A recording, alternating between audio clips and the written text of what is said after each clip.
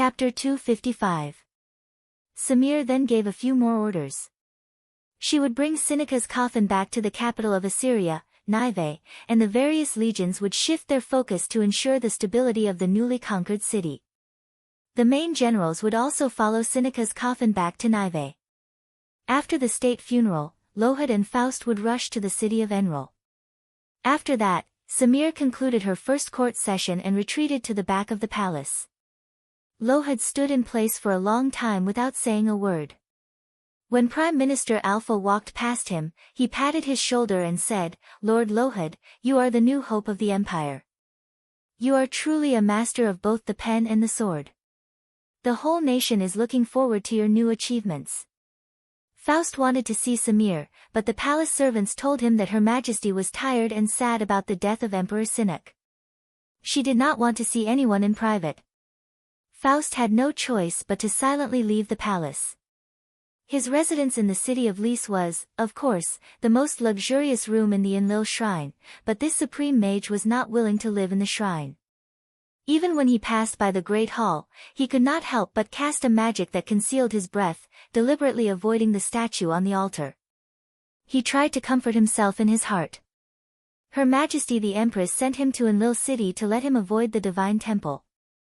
In Enrol, he could live anywhere he wanted, and no one would dare to restrict him. But in the capital, as the chief high priest of the empire and the sage, he had to live in the main shrine and conduct all kinds of rituals in front of the statue of Enrol every day. When he faced the statue of Enrol, he naturally had a feeling of avoiding it. He even closed his mind so that when he prayed, even the gods could not hear his true thoughts. But on the other hand, Samir had sent him far away from the Saya Plateau. This was a form of alienation, as if Samir did not want to coexist with him in the capital.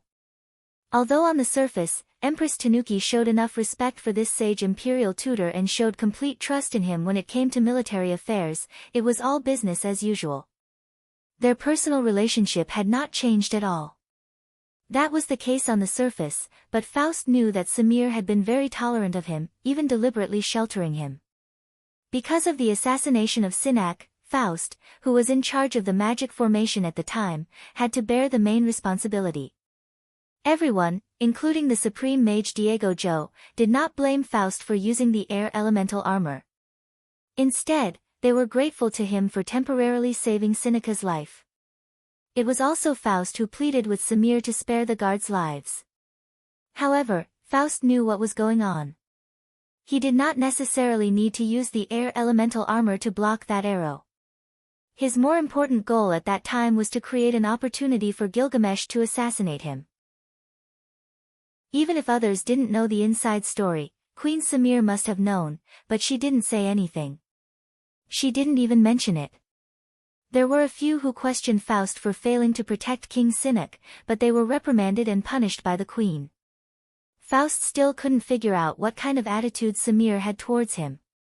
Her Majesty knew that he had betrayed Sinek and deliberately allowed the assassin to get his hands on the secret that was enough to ruin his reputation, but she didn't punish him. She still allowed him to be the high and mighty sage of the nation. This was her kindness to him. However, Samir had sent Faust to Enrol to face a hopeless war that was destined to fail. Was this her punishment for him? On the way back to the capital of Assyria, Nineveh, following Seneca's coffin, Faust's heart was full of contradictions. In fact, Samir did not treat him coldly, nor did she treat him more intimately than before. But now, the situation had changed. Faust's thoughts and feelings had also changed. He felt that he was further away from the love in his heart, and everything he did was to get closer to it. Faust felt as if his soul had split into two parts, and he was talking to himself. He did bear the main responsibility for Seneca's death, but getting rid of this cruel emperor was his original intention. Now that he had succeeded, he should feel gratified. But why did the feeling of dissatisfaction in his heart grow stronger? The Assyrian Empire's strategy of consolidating and shrinking the front lines was formulated by Faust himself. Enrol was to be abandoned in the plan. This was also the strategy that Faust had proposed. Samir had also adopted his decision, so what was wrong with sending him to carry it out? The failure of Enlil city might affect the honor and reputation of the sage imperial preceptor who was at the front lines. Samuel had sent another scapegoat, Lowered, to take the blame for this future crime. This arrangement was enough to make Faust feel grateful. Since he had followed his heart's desire to assassinate Sinuc and reverse the Assyrian Empire's national policy, what was there to be dissatisfied about? But Faust still felt pain. In the dark night, he asked himself, Faust, Faust, you have not lost anything, and you have achieved your original intention. You have gotten rid of the cruel emperor and reversed the fate of the empire. Why are you getting more and more depressed? When a seemingly impossible wish came true, the hidden desires in his heart began to sprout. Things that he had never thought about before, even though he knew it was impossible, began to sprout like hopeless seeds. After returning to the city of Nineveh, before the state funeral of Emperor Sinuc, Faust, who lived in the main shrine of the empire, endured an inexplicable torment in his heart every night. It was as if the brand left by Satan in his soul was burning him. He was thinking about Samir, but the image of Samir seemed to have become abstract and blurry, becoming the shadow of many women. Her charming smile and delicate body were even accompanied by moans and gasps, causing Faust to shudder. On the other hand, he could not stand the existence of the statue of Enlil in the shrine. Although he was not in front of the statue, he knew that the statue was watching everything in the shrine. Samir lived deep in the palace, and Faust had no other opportunity to see her except for routine court discussions. This was normal, because Her Majesty was keeping vigil for Sinuc. At this sensitive time, it was not appropriate for her to make any abnormal movements. This made Faust feel inexplicably anxious. Finally, one night, he quietly left the shrine as if he was escaping from something. He disguised himself and appeared in a luxurious brothel in Nineveh. A 9th-level supreme mage was traveling in disguise, so naturally, there would be no flaws. The girls did not know that this white-haired old man with a face full of wrinkles was the respected sage of the empire. Faust was very rich, so he was very generous. The girls were overjoyed, wishing that they could do everything in their power to serve him as he flew to the top of the clouds. Faust was a 9th-level supreme mage in his 50s, but his body was actually as strong as a young man in his early 20s. His youthful vigor that had never been vented before erupted for the first time. He drank a lot of wine and experienced an unprecedented indulgence in his life. He woke up before dawn. He played with the beautiful naked bodies of the 10 girls in the fragrant pavilion, and placed glittering parangons between their thighs, on their bellies, and in their cleavage. Then, he quietly returned to the shrine. No one found out what the sage had done during the night. The next morning, there was a routine sacrificial ceremony, presided over by Faust. The chief high priest of the empire stood by the altar and chanted sacred hymns, but he was completely absent-minded. He felt that he was being absurd, and that everything that happened last night was just a boring emptiness. But when night fell again, he fell into the entanglement of emptiness again. There seemed to be a voice in his soul saying, Faust, why do you have to do this? So he quietly left the shrine to find his nightlife. Although the respected sage was the most knowledgeable man in the Assyrian Empire, he had little experience in visiting brothels. Once the floodgates of desire were opened, it was difficult to restrain them. He always went to the same brothel, which was large and luxurious. He was always generous, and the girls were naturally beautiful and charming. Such customers were most welcome in the brothel, but there was one thing that Faust went too far with. Perhaps he did not rely on his wealth, or perhaps he did not even realize how generous he was, but simply indulged himself. Almost all the most beautiful girls in the brothel had accompanied him, and during the days of national mourning for Emperor Sinuc, they had spent one passionate night after another. People did not know Faust's identity, only that he was an unattractive little old man, but he spent money in the brothel, and had many beautiful girls accompany him every night. Later on, Faust no longer rotated a different batch of girls every day. At least he had his eye on one of them, and for many days, he had her accompany him every night. This was because the girl's facial features vaguely resembled Samir, but she appeared so delicate, and always had a timid and melancholy look. No matter how much money Faust gave her, this girl could not smile at him from the bottom of her heart like other girls. When he took her, he could even feel the trembling and resistance in her heart, and this aroused Faust's desire even more. She was like a flower that needed his nourishment and care. He played in the brothel like this, and no one knew his identity. Sooner or later, he would stir up trouble. Not long after, Faust stirred up trouble, and the cause of it was this girl. There was a young general in the empire who used to frequent this brothel, and some time ago, he followed the army into battle. During this time, he returned to the capital with the wealth he gained from the battlefield, and often came to find this girl. In the end, for several days, he heard that the girl was accompanying a little old man. A general who had killed countless people on the battlefield would not have a good temper. Finally, one night, he could not help but call the owner of the brothel to discuss with the customer that he was willing to pay a large sum of money to get the girl to accompany him. But the little old man did not even pay attention to him, not giving him any face as a hero of the empire who had killed countless enemies. So, he got drunk and rushed into the room where Faust was. Although it was said that when a warrior faced a mage, a sudden close combat would be more threatening, but it also depended on what kind of warrior faced what kind of mage.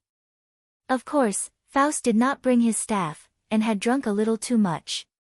He did not even lift his eyelids from the bed, and with just a gentle wave of his hand, the 6th-level warrior was sent flying through the side wall and injured. This time, the mess was big. A group of soldiers who were on good terms with the general heard the news and came to settle the score with the little old man, but Faust was nowhere to be found. The owner of the brothel also could not tell where the mysterious and rich little old man came from. As a result, a group of meritorious soldiers who had returned triumphantly from the battlefield tore down one of the brothel's fragrant pavilions, smashed many things, and injured several people. Even the capital's garrison guards were alarmed. This happened 2 days before Sinnock was officially buried in the tombs of the Assyrian emperors. Prime Minister Alpha was deeply enraged, and ordered the troublemakers to be severely punished and investigated. The soldiers who had caused trouble had all been dealt with, but where could they go to find that little old man Mao? According to the description, the little old man looked a bit like the sage imperial teacher, but when someone said this, he quickly slapped his own mouth and repeatedly explained that he did not mean to offend him. Interestingly, Amon had also caused trouble in a courtyard in Montefiore, and used this as a pretext to make a fuss. But Faust was different. When he sobered up, he immediately left. It was impossible for him to reveal his identity and cause a ruckus like Amon. He couldn't even let his name leak out, otherwise it would be one of the biggest scandals in the empire in recent times. The reputation and prestige of the sage imperial preceptor had become his betrayal. Faust never went to the brothel again, nor did he see the girl again. 3 days later, he rushed to the city of Enrol with the Minister of the Interior, Lord Loward. After arriving in Enrol, Faust did not live in the shrine, but in the temporary palace that Samir had stayed in. Lille City doesn't have any brothels, and this sage imperial tutor also felt that his actions in the past few days were absurd. It was as if he didn't know who he was, and he definitely didn't want to mention it again. But every time night came, he felt his soul become even more desolate. He had been used to praying for so many years, but now he did not know who to pray to. He did not want to talk about his experience, but he could not help but think about it. When the girl saw him wave his hand and hit the general who had barged in, her expression was not one of admiration or worship, but one of unconcealable fear. Even her soft body became stiff. He saw his own appearance in the mirror, his face full of wrinkles, and thought of how the general who had barged in was so young and handsome. Perhaps the girl's heart really liked that kind of man. He inexplicably began to pray again, but it was not to call on the gods. O Suxian, it was you who said, "My desire is the ruler, and the power you guide is its servant." Please tell me, Samir knew my feelings, but still stayed away from me. Was it because I was not young and handsome enough? Was it because that kind of appearance could attract a woman? Unexpectedly, he actually heard Sudan's response, "I cannot answer this question, because you cannot decide whether she will fall in love with you or what she is attracted to. But all of this is never without a reason." You can only decide what kind of charm you have. Perhaps you should pray to the god of youth and love, but as far as I know, everything is still up to you. I guide you to a power that can restore your youthful and handsome appearance, and it is not an information jar that can be seen through. This time, it was the real Ammon who was speaking. When Faust returned to Enril, Ammon also returned to the plains of Duk. He heard Faust's prayer to Sudan, and gave an answer in his soul. At the same time, he also guided Faust's origin power, and also pointed out a special kind of transformation magic.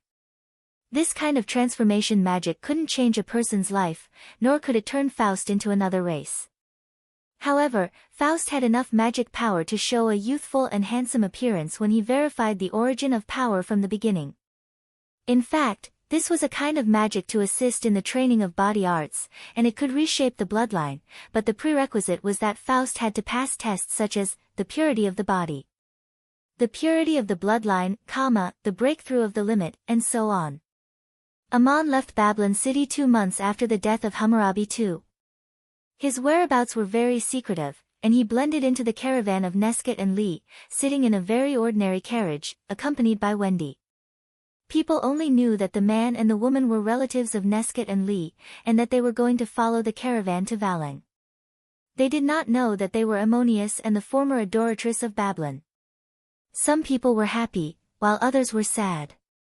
For the great merchant of Uruk, Nesket and Lee, it was really the end of the bitterness and the beginning of the happiness. He had originally set up a business in Marduk city, and cooperated with Madanzo to smuggle military supplies through wandering explorers, including horses, armor, and weapons. At the same time, he also did a business of lending, which was very profitable. So the merchant saw the opportunity and increased his investment, and his business in Marduk city grew bigger and bigger. Not only did it include the smuggling business with Valang, but the newly built Marduk city itself also needed the support of commercial trade. The mayor, Usser, once held a banquet to entertain Nesket, who came to inspect the business, and praised him verbally, promising to find an opportunity to commend his contributions and fight for a noble status for him. But all these beautiful prospects were destroyed by a war. Due to the sudden invasion of the Assyrian Empire from the northeast, the army led by Vanajingzi had to urgently retreat from the west bank of the Euphrates River. Marduk city was broken through by the Hittite army and renamed to Budamia. The mayor of Marduk city also disappeared, and Nesket and Lee suffered heavy losses. The most profitable business was gone, and the title of nobility was even more out of the question. The merchant actually lost a lot of weight. He envied Scio in Montefiore city. Because he made friends with Ammonius during the war, Scio was now not only one of the top merchants in Lower Igut, but also the deputy director of the Department of Property of Montefiore city. He had the title of nobility and was allowed to buy a large piece of land. And his talent in business was no less than that of Scio. Why was he so unlucky? Chapter 256. Of course, this was also Ammon's idea. Before Ammon left Babylon city, he had discussed some matters with Binut. He wanted to restore trade between Babylon city and the kingdom of Babylon. Ammon had obtained a large sum of money in Babylon city, and this money was useless in his hands. He should organize the most urgently needed goods to be transported to Babylon city. Now, if he wanted to open trade with Babylon city, he needed the permission of the Hittite kingdom to pass through Budamia city. This could be discussed between the kingdom of Babylon and the Hittite kingdom. Restoring trade would benefit both sides. Of course, the experienced Nesket was the best candidate to restore trade, and so Nesket and his career soared overnight. He rushed to the capital to thank Binut I, who encouraged him to set an example and restore trade with the Hittite kingdom and the plains of Duk. The relationship between the two countries had now eased, and this was also a policy adjustment made by Binut after he succeeded to the throne. First, he admitted his weak position after the defeat, and then focused on restoring the people's livelihood and economy. Nesket had become the new lordly of the kingdom, and his caravan would naturally be given special care, and there were generally no checks when entering or leaving the border. But Nesket was a merchant, and he was very good at doing things. Whenever his caravan carried goods that might be prohibited, he would give some benefits to the officials and soldiers at the border, and would not use his status to oppress people. The caravan that Aman followed was already the fourth caravan that Nesket had sent to Babylon city. He did not follow the first caravan back to Babylon city because he did not want to attract too much attention. The journey was indeed uneventful. Wendy was like a bird released from its cage, lifting the curtain to look at the outside world. Anything could make her happy. With a smile, Aman told Wendy that if she was good at gardening, she could go to a divine palace called the Garden of Eden to do what she liked. If she preferred to stay in Babylon, Aman would also make arrangements. When Aesop and George saw Aman come back safe and sound, they were naturally very surprised. But when they saw the beautiful Wendy beside Aman, they were very surprised. They had wanted to discuss matters with the god in the palace of Ammonius, but the carriage took a sudden turn and went to the town in the city where the Dushians lived. They temporarily placed Wendy in the small building where Maya had lived, and then went to the backyard of Aman's home to talk to the god. Aman gave a brief account of his experiences during this period of time and handed over a huge sum of wealth to Aesop in a spatial magic tool. Aesop naturally wouldn't use the spatial artifact, so he let George keep it for the time being. He exclaimed, "Oh my God, you're really omnipotent. You've saved Tulingcheng's life. Now we don't lack manpower or material resources to evacuate Leng, but we lack money." George smiled and said, "My Ammonius, the more time I spend with you, the more I admire you from the bottom of my heart. This is really a miracle that no one can imagine. You actually brought the adoratress from the gate of the divine Babylon. Wendy is not here. Let me ask you in private, how are you going to arrange for her? Do you want to tell Murin?" Aman glared at George and replied, "You underestimate a god. Do you think she doesn't know? Wendy is a very capable girl, she won't live here for nothing. As for whether she wants to stay in Tulingcheng or go to the Garden of Eden, you have to ask her. Just now, Aesop said that we don't lack manpower or material resources, but now the scale of Tulingcheng is much larger than before. Lord Aesop is overworking himself. What we really lack are talents to govern the city." Aesop hurriedly added, "It's not that I'm overworking myself, it's what I should do and I'm willing to do. I just wanted to tell you something, two very capable people came to Tulingcheng not long ago. I want to put them in an important position, but their identities are very special, and I was just about to ask for your opinion." Aman asked with great interest, "Who are they to receive such a high evaluation from Lord Aesop?" George replied with a smile, "Ammonius, they're both old acquaintances of yours. One is the former lord of Marduk, Usser, and the other is the former chief quartermaster of the Babylon army, Dikairo. After the city of Marduk was breached by the Hittite army, the two of them fled in the chaos and ended up being prisoners of war among the defeated soldiers of the Uruk Legion. Their identities were well hidden and they were never recognized.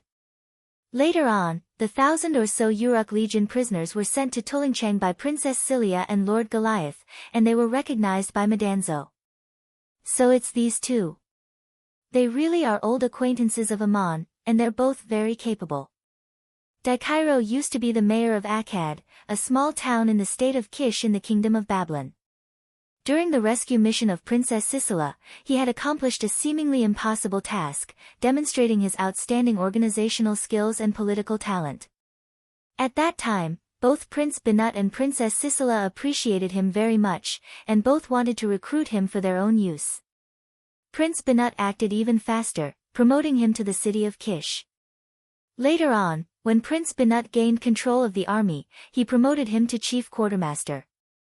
As for Usser, he was the leader of the Highland giant tribe that kidnapped Princess Sisela. It was indeed not easy for him to organize the Highland giants, who were all brawn and no brains, into a coordinated operation. Later on, he built the city of Marduk in the southeast corner of the plains of Duk, which was more than enough to prove his ability to govern a city. However, Usser and Aman still had some history. He had once stopped the Dushians from returning to their hometown under the orders of Marduk. After the city of Marduk was breached by the Hittite army, the two of them fled to the banks of the Babylon River, but before they could cross the river, they were captured by the Hittite army and the Uruk legion that followed. They mixed in with the Uruk legion prisoners of war and became Hittite slaves, but their identities were not exposed. Gilgamesh once asked Goliath and Ammon for help in rescuing the Uruk legion prisoners of war. Later, under the mediation of Goliath and Princess Sisera, these prisoners of war became slaves bestowed by the king of Hittite to the cold Prince Ammon. At the same time, Uruk also paid the Hittite army a nominal sum of money at a very low price, and brought these more than 1,000 people to Uruk. According to Ammon's intention, they should be given freedom and be allowed to decide whether to stay or leave, but Aesop very much hoped that this group of people would stay. The Uruk legion was once the most powerful legion on the continent. These people were prisoners of war from this legion, and if they were incorporated into the Uruk legion and trained a little, they would be able to burst out with powerful combat power. So Aesop provided very generous conditions. First, he conveyed the oracle of Ammonius, announcing that they had regained their freedom, and promised that as long as they were willing to stay and swear loyalty to the city of Salem, they would be given fertile land, farm tools, food seeds, and building materials. A few hundred of them chose to return to the city of Uruk, while the other half stayed. Among the people who stayed, Madanzo occasionally found Usser and Tich. Usser did not return to Babylon because he did not dare to go back. Binut, who first grasped the power of the kingdom and later ascended the throne, was modest but tough, and some of his policies were quite harsh and not negotiable. He once issued an order that if the people fled in the face of an enemy attack, they would not be held accountable, but if the city lords and garrison generals fled without permission, they would be executed and all their property confiscated. Even Binut's trusted aides could not be pardoned. Of the 6 cities that were captured by the Assyrian army, 1 city lord died in battle, 2 surrendered and were captured, and the other 3 fled before the Assyrian army arrived. As a result, they were all executed by Prince Binut in front of everyone, and then he issued the following order. Usser was also a city lord who had escaped. Although it was because the city was breached, he did not receive Prince Binut's order to retreat. There was a reason for it, and he had tried his best, but he still could not escape punishment. Moreover, Princess Sisera had left, and he had lost his backer in the political world of the kingdom, so he naturally did not want to return to Babylon. As for Tich, he happened to be in the city of Marduk at that time, and he was ordered to temporarily help Usser defend the city. Although he was also responsible, Binut I may not punish him severely, but he himself did not want to go back. The former mayor had a kind of aristocratic pride in his bones. Being defeated and captured was a kind of humiliation for him, and it was the freedom that the city of Salem gave him. According to aristocratic etiquette, he should swear allegiance to the city of Salem, so he chose to stay. After hearing this, Ammon smiled and said, Aesop, in fact, either one of these 2 people has the ability to govern a city. Congratulations on having 2 capable assistants, they are fully capable of serving as the director of the city, and you will also be able to relax a lot.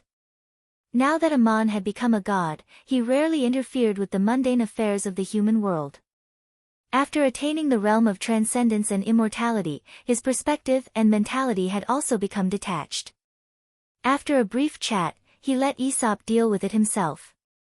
When Wendy asked Ammon where she wanted to go, she did not hesitate to answer the Garden of Eden. The girl's idea was very interesting to Ammon.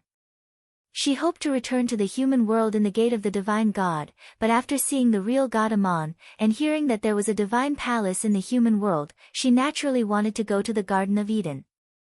Ammon asked George to send Wendy to the Garden of Eden first, and told the disciples to wait in the Garden of Eden. He would arrive in a few days, and once again disappeared in front of the mortals. Of course, Ammon wanted to go back to the Garden of Eden, but he did not want to walk with George and Wendy, which could easily expose his whereabouts. And Enlil must be paying attention to his whereabouts at all times, so it was not the time to lure the fish to the bait. And it was during this time that Faust came to Enlil again, heard Sudan's voice, and gave him the latest guidance of power. Wendy entered the Garden of Eden for the first time, and the amazement in her heart was almost indescribable. She never dreamed that there was such a beautiful, peaceful, and magical world in the world. In her mind, this was the kingdom of heaven where the gods lived. Since ancient times, those who could enter the divine palace of the gods in the human world were the oracles guided by the gods. Generally, they could only enter the divine palace when they were about to master the 8th level of the power of origin and pass the test of losing power. Without exception, they were all great achievers in the human world. As for the disciples, some of them had entered the Garden of Eden before reaching this realm, and they were considered exceptions. Of course, people like Wendy who could enter the divine palace without any training were the exceptions among the exceptions. In the Garden of Eden, the disciples of Ammon were also quite welcoming and took care of Wendy, an ordinary girl in the human world, because she was Ammonius woman. Whether it was or not, Ammon had lived with her in the gate of God for so long, and he had abducted the former adoratress of Baron from Marduk's place, and ordered George to personally send her to the Garden of Eden. Didn't he have to go? He couldn't deny it even if he wanted to. The disciples also pondered in their hearts, Murin probably wouldn't be happy to see Ammon do this, but this was something for the gods themselves to worry about, and the disciples couldn't interfere. And for Wendy, the days spent in the Garden of Eden were the happiest of her life. The people here were so beautiful, handsome, happy, and kind, and they all called themselves angels. And there was a big difference between them and mortals, they all had wings. Ammon hadn't been back for half a year, so why did the disciples all have wings, and even call themselves angels? The story had to start with Michael and Seagull. Seagull's injuries had healed under Cecilia's careful treatment, and he returned to the Garden of Eden. He had once transformed into a giant bird on the battlefield, the scene was very dazzling, and he had achieved unexpected results. Ammon had taught Faust a form of transformation magic to reconstruct the bloodline, and his disciples naturally knew it too. Later, Seagull didn't want to always transform into a giant bird, so he cultivated a pair of wings that could appear at any time, and could display all kinds of magical powers, looking very impressive. These wings were originally the wings of a seagull, with some gray spots at the tips. Once he left the Garden of Eden and flew to the city of Meso to see Cecilia, and showed this pair of wings, but Cecilia said that pure white looked better. As a result, when he returned to the Garden of Eden, the wings had become very beautiful pure white, like a luxurious cloak behind him. Link felt that Seagull's appearance was very cool, even cooler than the always cool Madanzo, so he also cultivated such wings. The rest of the disciples also felt that this kind of cultivation was very interesting, so everyone cultivated pure white wings. Madanzo passed the test of endless arising and ceasing cycle and became a 9th-level divine emissary, and Gabriel passed this test almost at the same time as him. In fact, Gabriel had already vaguely comprehended this state of mind after the fall of Saintis Maria, and after the Battle of Talang in Enril City, he really comprehended this state of mind. She also went to the Garden of Eden to cultivate and became a 9th-level divine emissary. According to the customs of the various divine clans in the continent, 9th-level divine emissaries were already called gods on earth, but in their hearts, Ammon was the only god who guided their faith. So the disciples discussed one thing together: if one of them achieved the realm of eternal life in the future, how should they call themselves? As a result, everyone learned from the current practice of the Ennead and unanimously decided that no matter what realm they reached, they would call themselves angels. Later, some people saw the pure white wings of the angels and thought they were the wings of white pigeons, but in fact, they were the wings of seagulls. As the leader of Ammon's disciples, Madanzo's wings were different, and when he spread his wings, he did not look like a big white pigeon, but more like a blazing firebird. Madanzo had always liked to have a cool image, and even when he became a 9th-level divine emissary, this temper did not change. He had seen the god of fire of the Anunnaki divine clan and felt that the appearance of that flame was very arrogant, and had long vowed that one day he would overshadow the limelight of the god of fire. He also told Link and the others that he was the captain of Ammonius' guards and had led 36 generals of the guards, and now that he had become a 9th-level divine emissary, when he cultivated 36 fire wings, it would represent the perfection of his magic power and realm, and he would usher in the test of transcending eternal life. And Link teased him, saying that when the time came, he would be like a chicken on fire. Just half a month after Wendy arrived in the Garden of Eden, Ammonius finally met the disciples again. He didn't fly to this place. Instead, like a wandering hunter, he crossed the Euphrates Valley on foot. Even the gods couldn't detect his presence. But one goddess seemed to have a premonition, and as soon as Aman stepped into the Garden of Eden, before he could say a few words to the disciples, Murin arrived with the elf-maid Shubra. The disciples hurried to welcome the goddess of youth and love, while Aman stepped forward and gave the goddess a gentle and warm hug, saying softly, "Yun Nam Na, I finally see you again." In front of the disciples, Murin gave Aman face, holding his arm with a coquettish and reserved smile, and greeted the divine emissaries in the Garden of Eden. After letting go of Aman's hand, she took Wendy's hand and exclaimed, "You are that girl, right? The adoratress of Baron who was brought out of the divine gate by Aman." In front of another god, Wendy was still a little timid. But the legendary goddess of youth and love had always been worshipped by the women on the continent, and now she was standing in front of her, looking so familiar. Wendy felt like she was dreaming. She raised her head and replied, "I am no longer the adoratress of Baron, I am Wendy." "Thank you, Aman, and thank you, my goddess." Murin took Wendy's hand and asked her for a long time. In front of the goddess, the innocent girl answered all her questions respectfully. Then Murin asked Shubra to talk to Wendy, introducing her to the divine palace of Murin, which was also what Aman called Yun Namna's Rose Garden. The goddess claimed that she had something important to discuss with Aman, and called Aman alone to the belly of the mountain where he usually cultivated. The goddess was, after all, a goddess. It was obvious that she was not happy that Aman brought Wendy back, and there was nothing to hide between the gods. But she did not pull Aman's ear and shout like the women in the mortal world, "You devil! I was worried about you at home, but you were fooling around outside." Instead, she sat there and looked at Aman, and said in a faint tone, "I heard that you were hurt by the god of flame and the god of ash. Enril must have seen through you. He will definitely find a chance to kill you, and you still have the leisure to do so." Chapter 257. 238, Imperial Killer Yun Namna raised her eyebrows slightly and glared at Aman. "I'm not unhappy, but can you expect me to be happier? I don't want to listen to other people's stories, tell me what happened in person." Aman imprinted a piece of information into Yun Namna's soul, telling her everything he had experienced during this period of time without any reservation. Yun Namna looked at Aman with a studying gaze for a while, and suddenly covered her mouth and laughed. "You're really something, coming back after taking a lot of advantage of Marduk. But what you are going to do is very dangerous, you must be careful and plan carefully, as for that girl Wendy." At this point, she stopped talking. Aman had to ask, "What's wrong with Wendy, don't you want to see her?" "I have explained the cause and effect clearly, and Marduk asked me to make another request, but I still chose to take her away. Even when I first saw her, even if I knew you would be unhappy now, I would still make the same choice." Yun Namna was not only the goddess of youth and love in the Anunnaki divine clan, but also the goddess of war. She suddenly said to Aman, "Why are you sitting so far away, can't you sit a little closer?" Aman's figure disappeared from the opposite seat and appeared beside Murin. The goddess of war stretched out a hand and used her divine power to pinch Aman, while Aman looked at her with a nonchalant smile.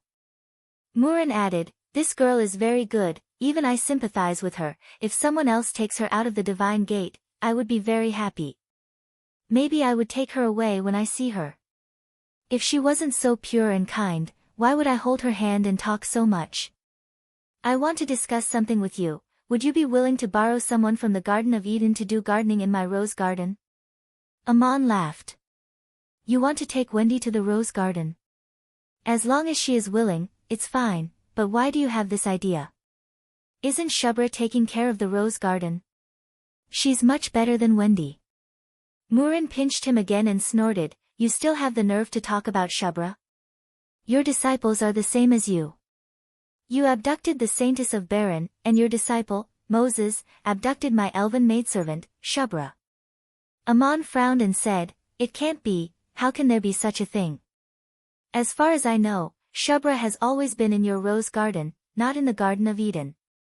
Yun Namna pouted and said, the person was not abducted, but the heart was.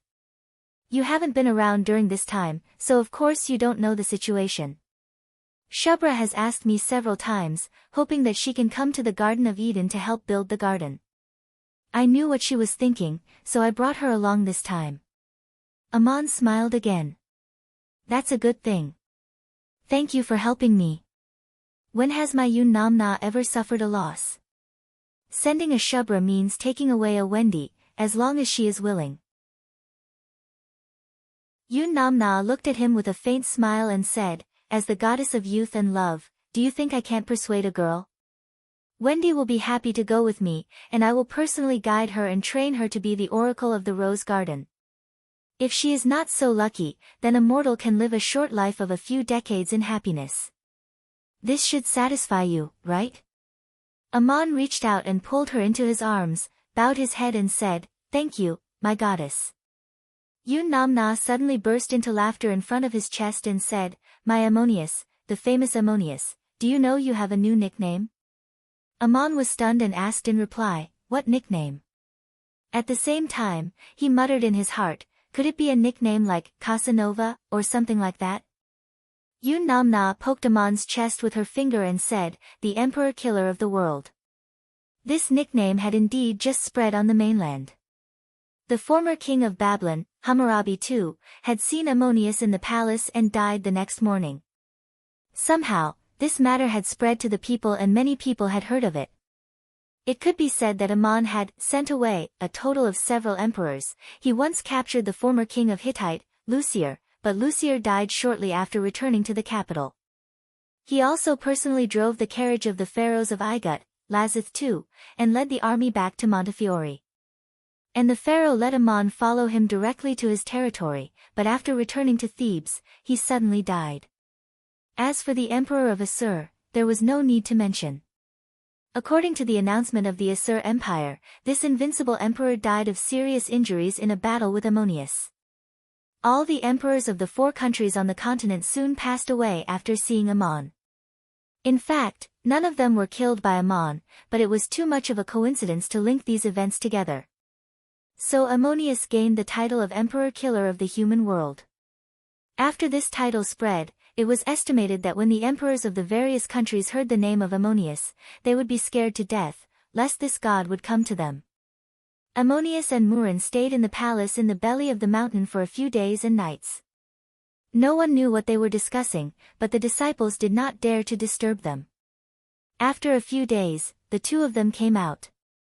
Murin asked Wendy with a smile if she would like to follow her to the rose garden. No one knew what she said to the girl, but Wendy happily agreed. So Murin left the Garden of Eden with Wendy and returned to her own palace, but left Shubra in the Garden of Eden. After leaving the Euphrates Valley, Murin appeared high in the sky. A white cloud carried her and Wendy forward. Wendy's eyes widened as she looked at the rivers and mountains under her feet. She was actually flying in the clouds with a god. She almost forgot to close her mouth along the way. If there were divine emissaries spying in the dark, they would have seen this scene clearly, and would have been able to see Wendy beside Murin. Murin was still talking to Wendy in a low voice on the clouds. A few days ago, Shubra had introduced the situation in the rose garden in detail to Wendy, and Murin told Wendy what she was going to do in the rose garden. She also said that Aman often went there, and that such a palace was a good place for gods to recuperate on earth. After Aman finished dealing with the matters in Salem on earth, it would not be long before he came to the rose garden. At that time, she hoped that Wendy would be able to cultivate the most beautiful flowers in the world to welcome Aman. The goddess took Wendy and talked all the way, looking at the scenery from the clouds, and floated into the palace of the rose garden. Even if they did not show themselves, flying in the clouds for so long would definitely be noticed by the gods. Aman also left the Garden of Eden soon after, disappearing into the mountains without a trace. After another period of time, a man dressed as a wandering hunter came out of the jungle of the Euphrates Valley, leaning on a tree-like cane, and began to climb the steep Assyrian plateau, disappearing into the rocky cliffs. This man was Ammonius, and he really kept his promise and rushed to the palace of Murin, but he did not want to be discovered flying in the sky. When he reached the top of the desolate plateau, he could no longer cover himself as a wandering hunter, because no hunter would run to such a place to hunt. So Aman used his stealth magic again and walked across the peaks of the lofty plateau. The snow that never melted all year round did not leave his footprints, nor did the glaciers that stretched across the peaks reflect his figure. Climbing the plateau to the palace of Murin, there were still 3,000 miles to go, and Aman had just walked a short distance when he suddenly sensed a faint, almost imperceptible wave of detection magic sweeping over. He immediately stopped and turned away, his figure like a wisp of smoke rushing into a deep valley. Although his reaction was quick, it was too late. Enril had been waiting for him for a long time, and he had sent his emissaries who were best at stealth and detection to guard the area leading to the palace of Murin. This was the place where Aman was most likely to appear. These emissaries were not necessarily good at fighting, and if Aman noticed that his whereabouts were exposed and wanted to escape, they might not be able to catch up, but they could inform Enril at once. Not only that, but Enril also sent emissaries to watch the vicinity of the palace of Murin. If Murin made a move, this god would immediately be informed. His purpose was to make it too late for Murin to save Aman, and at the same time, to give Aman no chance to send out a distress signal. Enril waited for more than half a year, and today he finally succeeded. As Aman was walking in the mountains and wastelands, he suddenly sensed a faint wave of detection magic sweeping over a large area indiscriminately, and realized that he might have been discovered. His reaction was very fast, and he immediately turned into a wisp of green smoke, turned around, and flew away, falling into a deep valley and quietly hiding. If the target of the other party's detection was him, they might not have found his exact location, so they might be able to avoid the search. But Aman immediately realized that he had not escaped, and the other party had found his exact location. Because in the distant horizon, thick smoke and flames were flying towards him, one on the left and one on the right, and their target was the deep valley where he was hiding. It was the god of flames, Kibir, and the god of ashes, Nugus, who he had fought before. Aman did not intend to meet the two divine emissaries face to face, and as soon as he saw them coming from the horizon, he decisively decided not to hide anymore, turning into a golden light and flying out of the deep valley towards the southern part of the Saya Plateau. He wanted to escape back to the plains of Duk as soon as possible, and his speed was obviously much faster than the god of flames and the god of ashes, so it was impossible for the two divine emissaries to catch up. The golden light that Aman had turned into was almost close to the ground, flying at low altitude like a bolt of lightning, and soon left the god of flames and the god of ashes behind, but Aman did not slow down in the slightest. The mountains gradually lowered, and they were almost at the edge of the Saya Plateau. Another huge mountain range appeared in the distance, the last barrier through the Saya Plateau to the plains of Duk. The mountains were high and rugged, and lush jungles grew halfway up the mountains, and the cliffs and precipices were covered with cracks and caves of various sizes. Aman no longer continued to fly close to the ground, and the golden light refracted and shot straight into the sky. He could sense that the divine emissaries chasing after him had been left behind by 1,000 miles, and the detection magic that had been locking onto him had also disappeared. His next step was to step directly into the eternal void of life and death. However, at this moment, he suddenly heard a cold shout in his soul, "Aman! Do you still want to escape?" With this shout, the heavenly god Enril appeared high in the sky with a long whip in his hand, and a powerful pressure spread out, firmly locking onto Aman's figure. After receiving the news, Enril did not come from afar to track Aman, but directly appeared high in the sky to block his way. Behind Aman, there was the god of flames and the god of ashes chasing after him, and in front of him was a tall mountain range, which was turning into a golden light refracting into the sky. The gods were not so long-winded in their attacks, and with that shout, Enril had already lashed out with his whip. Within the range of the divine power of the gods, there seemed to be no distance or hindrance. With a wave of his whip, Aman's figure had already been locked onto by a powerful pressure. If it had been an ordinary person, they would have been scared out of their wits at this moment. But if Enril wanted to kill another god, he would have to hit him directly. The shepherd's long whip unfolded in the sky, but it did not make a sound. At the same time, all the sounds in the world disappeared, and the mountains on the plateau and the clouds in the sky seemed to tremble silently. The long whip was like a huge question, chasing after Amon in search of an answer. Amon, who had experienced hundreds of battles, had experienced countless life and death dangers, but there had never been a more hair-raising experience than this one. His reaction could not be any faster, and he abruptly stopped in midair. The golden light that enveloped his body instantly turned into a golden armor. He pulled out the eye of sealing and swung it upwards, as if annihilating all the power in midair, forming a vacuum that could swallow everything. As he swung his sword, Amon turned around and dove down, rushing head first into the cliff of the huge mountain range in front of him. It was a cliff thousands of feet high halfway up the mountain, and the height was near the snowline. Due to years of glaciers covering and melting, the erosion marks formed had left the huge cliff riddled with cracks, and the rock layers were very severely weathered. The cave structure in the mountain was quite complex, and it was a very suitable place for hiding. If Amon hid quietly in the depths of the mountain before Enlil arrived and locked onto him, it would be difficult for even a god to find him unless the entire cliff was blown down.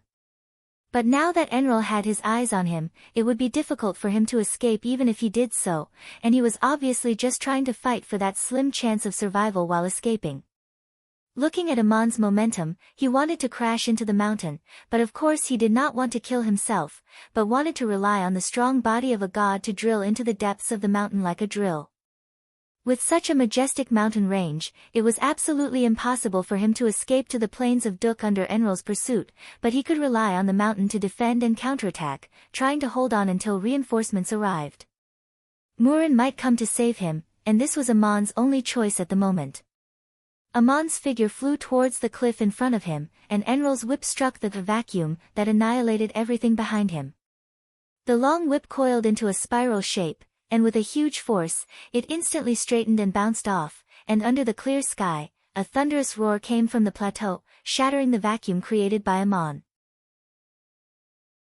Then Enlil's figure teleported from high in the air to the tip of the long whip, and the tip of the whip strangely turned into a whip shaft that appeared in his hand, and he swung it forward again with all his might. This long whip did not draw a trajectory in the air, and what Enlil swung out was a pervasive force, and his figure followed this force straight towards Amon. Even if Amon had the magical eye of sealing, he would not be able to annihilate it, let alone cut open a spatial rift to escape to another place, and the powerful aura that pervaded the air was almost unparalleled. Enlil did not seem to move at all, but time and space seemed to have become distorted, and the huge cliff seemed to be rushing towards him. No matter how Amon's figure flew, it was getting closer and closer. The whip seemed to be hovering in place, but Amon seemed to be flying forward and retreating, and was about to be firmly entangled by the whip. This was the magic of Enlil as the creator. Although the means did not seem to be different from the changes of the world's top divine arts, the way it was used and the powerful force was not something that Amon could resist. Since he had already made his move, it was impossible to let Amon leave alive. Even if Murin, who was far away in the divine palace of Murin, wanted to save Amon, it was simply too late. The whip was just a little bit away from wrapping around Amon, and Enlil's motionless figure was already standing in front of the cliff, while Amon slammed into the mountain fiercely. A piece of rubble and dust flew everywhere, and the long whip straightened and shot into the mountain rocks, and in the next moment, it would pierce through Amon. At this moment, Enlil's expression changed. He was keenly aware that at the moment when Amon crashed into the cliff, the falling rubble was accompanied by an unusual burst of divine power. This was not a divine art that Amon himself had performed, and its power was simply insignificant in the eyes of a god like Enlil, but the range was extremely wide, forming a shock wave that instantly spread throughout the entire cliff. The premonition of a god was beyond the imagination of mortals. The long whip in Enlil's hand did not continue to chase after Amon, and in an instant, it turned from 1 to 9. Some were flames, some were thick smoke, some were a storm, some were like a spatial boundary, and some were the condensation of various elemental forces. They spread out in all directions like a ponytail, not only to block all possible attacks in the air, but also to form a spiral barrier that tightly wrapped around his body. This god's reaction was too fast, because the majestic peak let out a terrifying roar, and suddenly collapsed towards him. There was actually a trap here, even Enril did not notice it just now. This trap was not set by Amon. This area had long been monitored by Enril's oracles, and he had no time or opportunity to set any trap against Enril. In fact, this trap was set against Amon 4 years ago, when Murin's ex-husband, Dums, and Enril's dark wolf god, Moonlit Knight, attempted to capture Amon. Chapter 258. When Amon Shanglei became a god, Dums thought that he could not withstand a single blow and wanted to capture him directly and send him to the underworld to exchange for his sister Peloponnes. But Bright Moon Knight had suffered a loss from Amon and knew how powerful he was. She reminded Dums to make a backup plan. If he was no match, he would deliberately escape and lead Amon here. There was a very clever trap laid between the cliffs of this huge mountain range. The core of this trap was only a small magic circle. If it was not touched, there was almost no abnormality. It required a very powerful magic to detonate in an instant, and then the entire mountain wall would collapse. This magic circle also had another function, which was to instantly connect the power generated by the collapsing mountain wall into one. Even a god who had transcended eternal life would probably end up badly if he was caught off guard.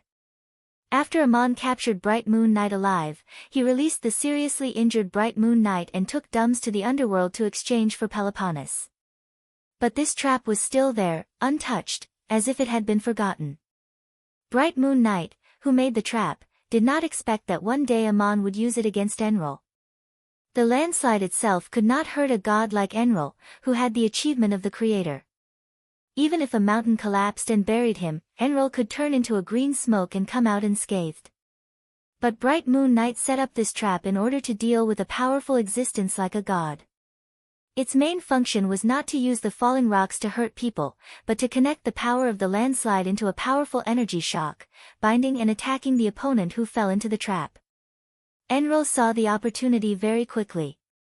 The whip shadow had already whipped the collapsed mountain wall into powder, forming an independent moving space. But the powerful impact of the condensed force actually forcibly collapsed this divine space.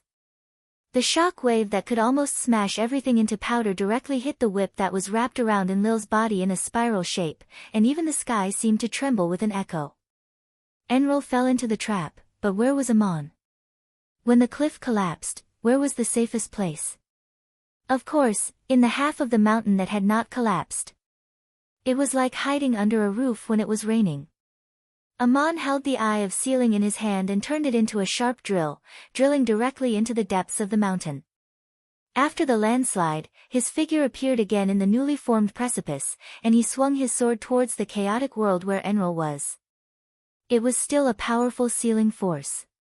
Amon was afraid that the trap set by Bright Moon Knight was not effective enough, so he added more force and compressed all the energy shock of the landslide together and blasted it towards Enril. When Amon swung his sword, the countless falling boulders and the huge mountain stopped in the air for a moment, as if the power of the collapse had been sucked out and shifted, and then continued to collapse. Amon only swung his sword once, but this time he used his strongest power, and then his figure turned into a golden light shooting straight towards the sky, not even looking at Enril who had fallen into the trap. A grey vortex appeared in the sky, and black lightning struck out from the vortex, hitting Amon's body in a way that could not be blocked or avoided. Amon's figure was wrapped in a faint golden light, and he staggered into the eternal void, disappearing from the human world. As soon as Amon escaped, there was a loud crack, and countless whip shadows lashed out from the smoke and dust, forcibly breaking the trap and the sealing force that Amon had applied. The mountain wall not far away was hit by this energy, and a large part of it collapsed. Countless boulders flew in all directions, and Enril's figure was revealed again. He looked very miserable, his hair disheveled, and his leather robe was torn in several places. The long whip had been destroyed, and the long whip had been broken into countless pieces and scattered along with the rubble at the foot of the mountain. There was only a bare whip in his hand. Enril was indeed astonishingly powerful. He destroyed this magical weapon that had been refined into one with his body, and forcibly broke through the restraints of the trap and escaped. However, as soon as his figure appeared, and the dust that pervaded the plateau had not yet dispersed, suddenly an aura more terrifying than the landslide firmly locked onto him. At this moment, Enrol's feeling was much more horrifying than when Amon suddenly encountered him. At this moment, he was at his weakest, and the strength of the person who came was much stronger than him. It was his archenemy, Marduk. Marduk's burly and muscular figure was already standing high in the sky, and he said coldly, "Enrol, to think that you would have such a day."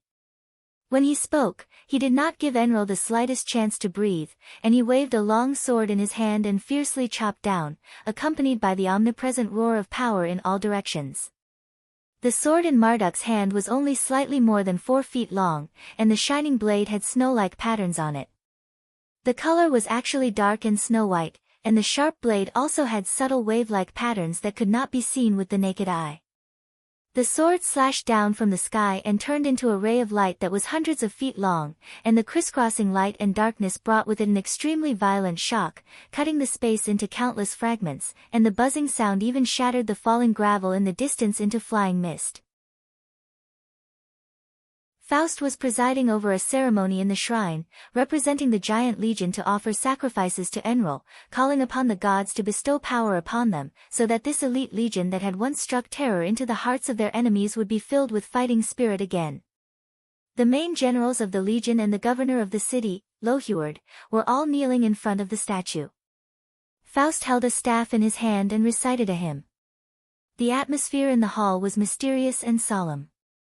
In the perception of this peak 9th level supreme mage, the statue of Enrol on the altar was not just a cold stone, but like a living and incredible god standing there.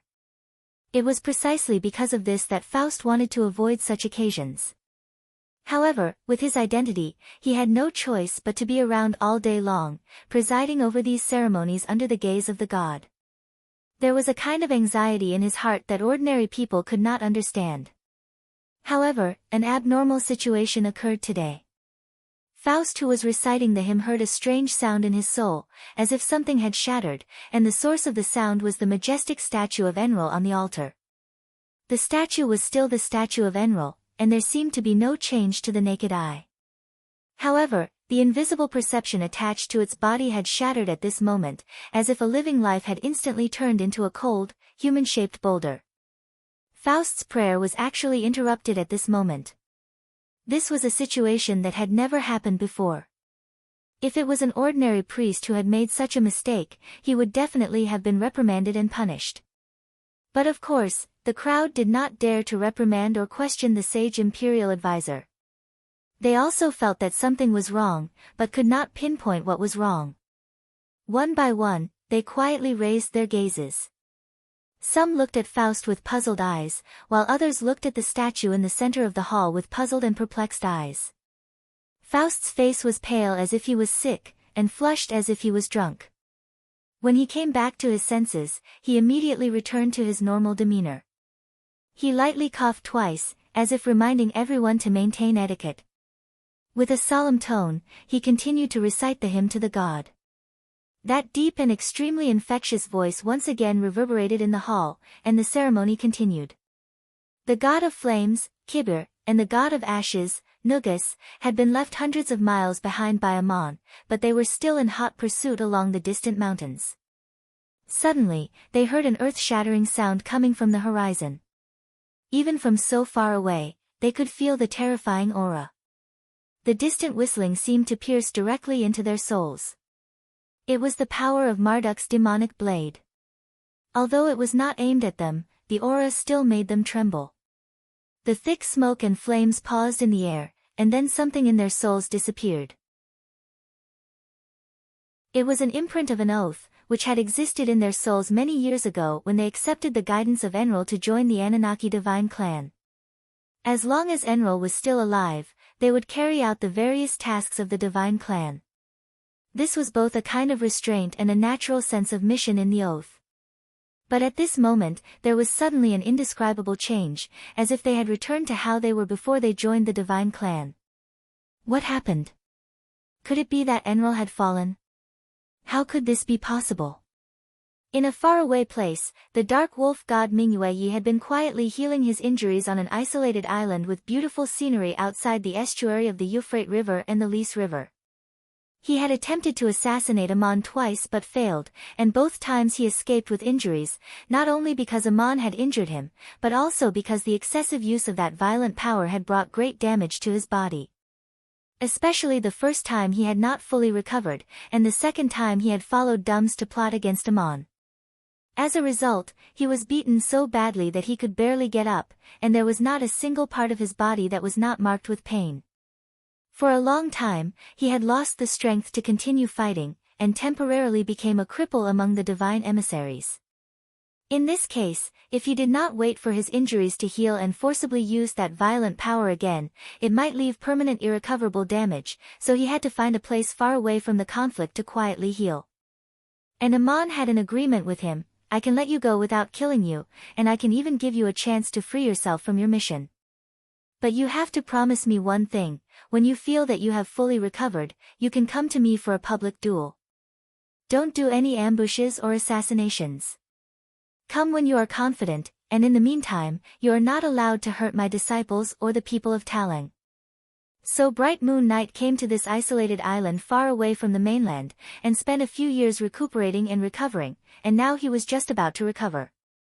On this day, when he was about to leave the island and fly to the continent, there was a sudden sound of something breaking in his soul, and a brand disappeared. This brand came from a soul contract, and he was different from the other divine emissaries under Enril. Not only did he receive the guidance of Enril to obtain the power of origin, but he was also equivalent to Enril's summoned beast. As one of the two main gods of the Anunnaki divine clan, Enril had the achievement of the creator, and his mastery of various human magic had naturally reached the pinnacle. He himself was also a far more brilliant summoning magic master than Sylvia. His guidance to Bright Moon Knight was different from that to the other divine emissaries. He focused on teaching him how to cultivate and control that violent power, so that it merged with the body and mind, like the soul of a beast lurking in the human body. Enril also signed a soul contract with Bright Moon Knight, making him the most dangerous assassin on the continent under his command. This soul contract was the brand that merged with the body and mind, and now that the brand had suddenly disappeared, it could only mean one of three things: either Enril had voluntarily given up the contract, or Bright Moon Knight had become strong enough to break through the shackles of the brand, or the god Enril had fallen. The dark wolf god Bright Moon Knight looked at the coastline in a daze. He naturally sensed that it was the third situation, but how was this possible? Bright Moon Knight seemed to be free, but he felt a sense of loss and trance in his soul. Saya of the Hittite kingdom, High Priest Walter hurried to the backyard of the shrine, to the quiet courtyard where his teacher Goliath lived. For some reason, the usually calm Supreme Mage forgot his proper etiquette and almost trotted all the way into the courtyard. He stopped outside the door and said, "Teacher Goliath, I have something important to tell you." The door opened silently, obviously to let him in by himself. But Goliath did not speak.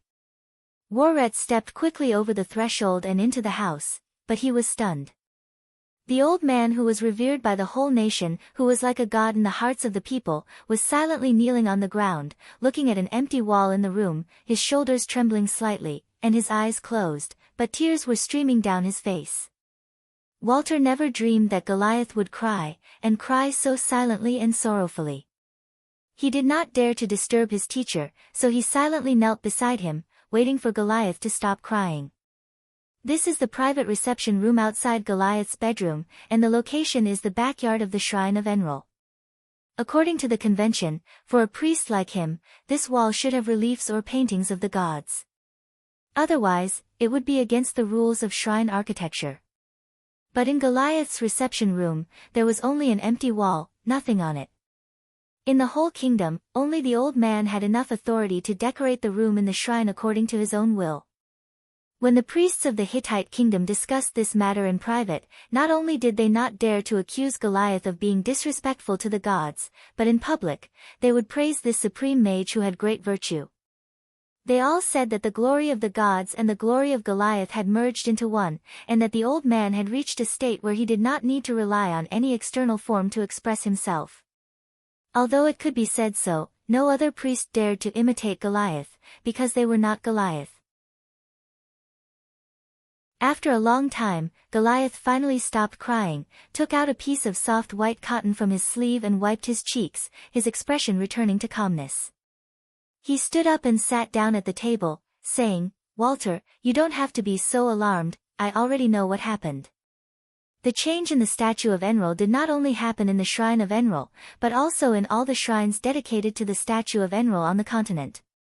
Since Faust was aware of it, how could Goliath, who was in Saya, not feel it? Walter's eyes were full of confusion. "Teacher, you already know?" "I'm not surprised, but how did this happen?" "It's too shocking."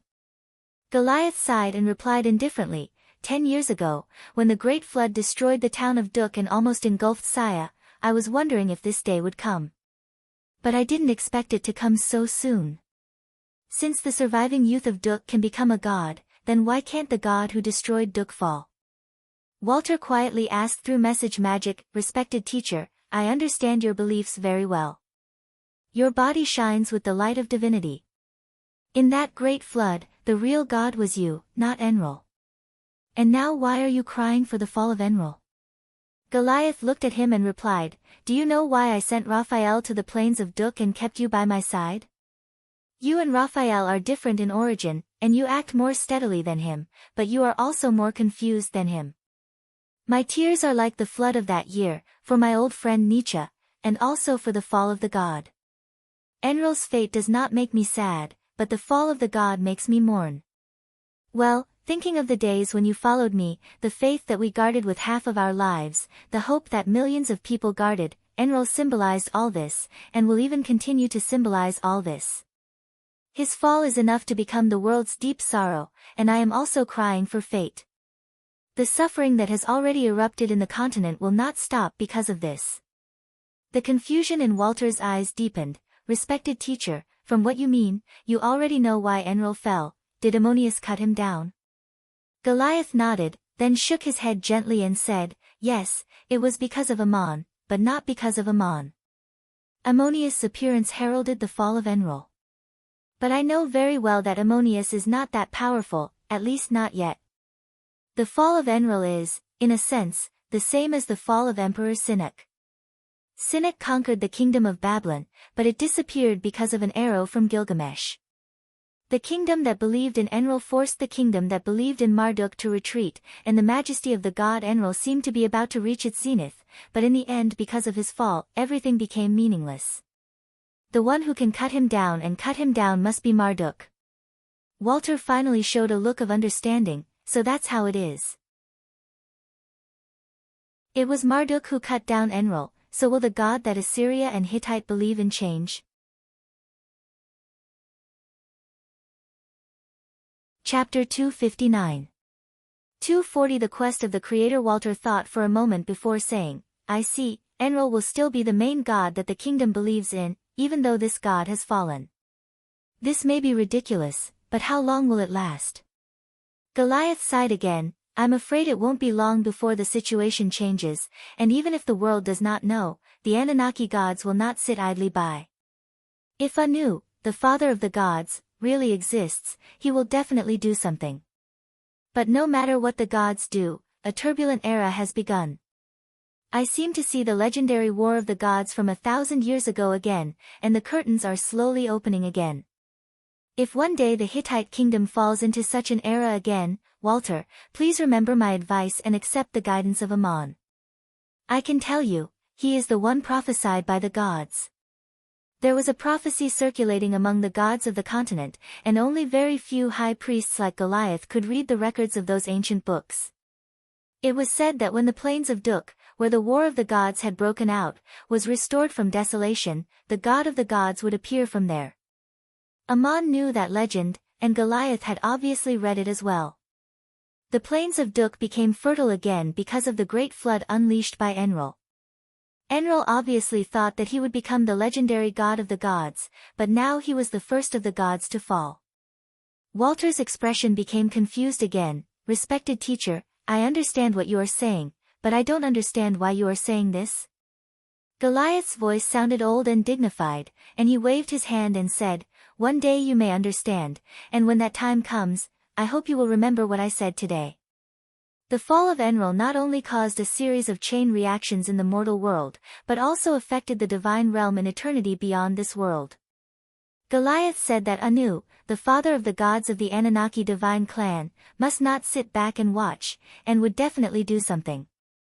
Just as he said this, the divine realm where the Anunnaki gods lived was experiencing the second tremor since the day it was born. This divine kingdom was created by Anu, the god of heaven, in his own spiritual world, from the eternal void. If one came to this divine kingdom, one would find that the mountains and rivers here were very similar to the Assyrian plateau in the north of the heaven's pivot continent. The mountain was towering and majestic, but it was not as desolate and barren as the human world. The top of the huge mountain was also covered in pure white snow, and the glaciers hanging down from the cliff were like crystal clear and beautiful ice sculptures. On the other hand, the valley and plains were full of vitality. Flowers bloomed like a brocade, and the green grass was like a carpet. From time to time, the cheerful chirping of birds could be heard. There were also large and small pearl-like lakes dotted with flowers and plants beside the lakes, and palace-like houses were clustered around them. This was the Saya Plateau, not the plateau seen in the human world, but the ideal Saya Plateau in the soul world. On the highlands, in the valleys, and in the lakes, there were all kinds of creatures, as well as happy and leisurely people. But they were not gods. It could be said that they were angels in a sense, or mortals in another sense. They did not grow old or die, and lived in peace and happiness in the eternal divine kingdom. These creatures were also created by Anu's soul world. But these creatures did not have the vision beyond that of Anu, the god of creation. As a part of the existence of the divine kingdom, they could not leave this divine kingdom. If the god of creation left, the world created by his soul would also disappear, and then all this would disappear with the departure of Anu, as if it had never existed. This carefree and peaceful world suddenly shook at this moment, and there was a faint aura of panic and destruction that was almost impossible to appear in the divine kingdom. This was not an earthquake, but a fluctuation caused by the destruction of time and space.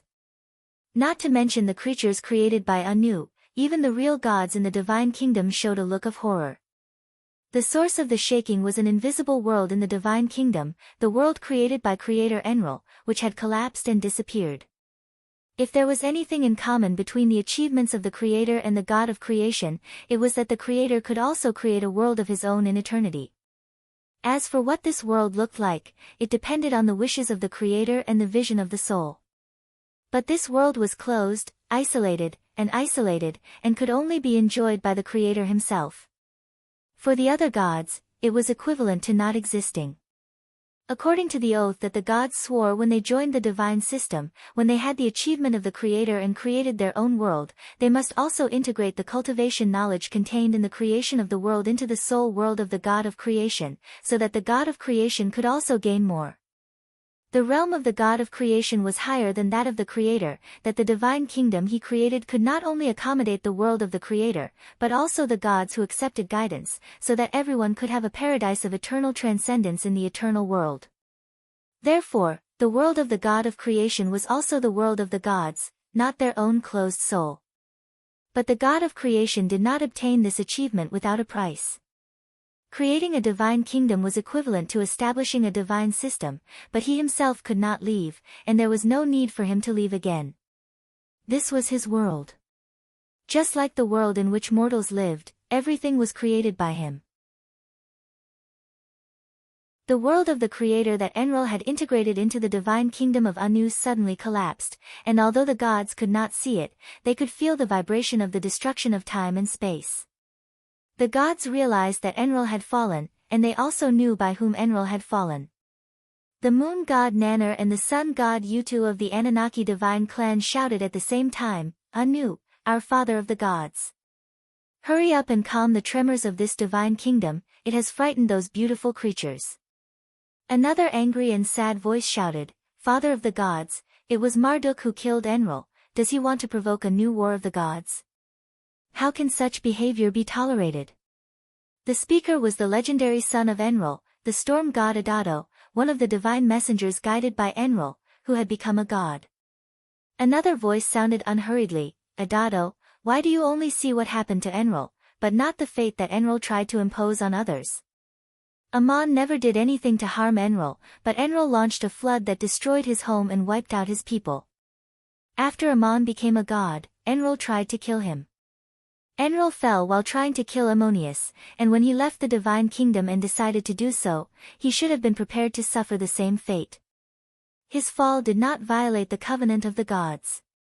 The god who spoke was the legendary father of Marduk, Ea, the god of wisdom of the Anunnaki divine clan. In fact, he was the one who guided Marduk into the divine clan back then. Adado roared, but it was not Amon who killed Enril, it was Marduk. Marduk has cut down my guide, my father. The moon god Nanner interjected, Adado, in the Anunnaki divine clan, there is only one god who can be called the father god, and that is our father of the gods, Anu. We all know Enril's ambition, and it was this ambition that brought him to his death. He wanted to kill Amon. Do you think that Amon should have just stood there and been killed by him?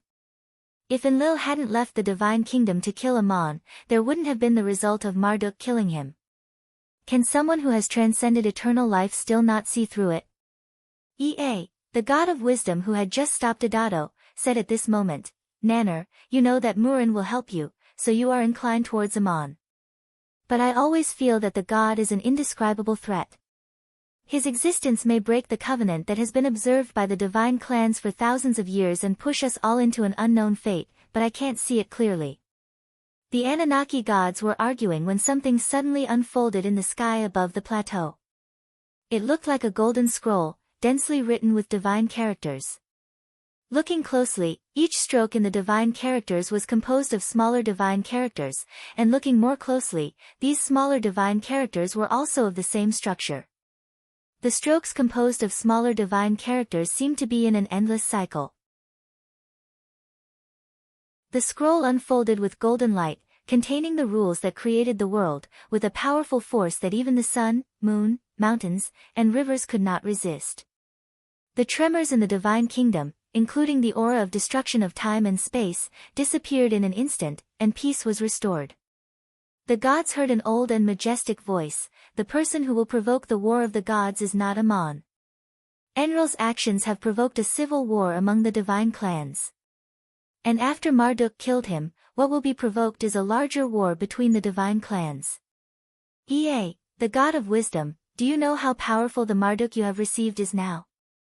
Marduk has long had the achievements of the Creator, but he did not open up a world of his own in the divine kingdom. Instead, he cultivated again and again in the human world. When he killed Enril, I felt the breakthrough in power and the imprint left by the Book of Destiny. Not only has he become stronger than me, but he has now broken through the achievement of the Creator. Nana exclaimed, how is this possible? Ea answered Anu's question.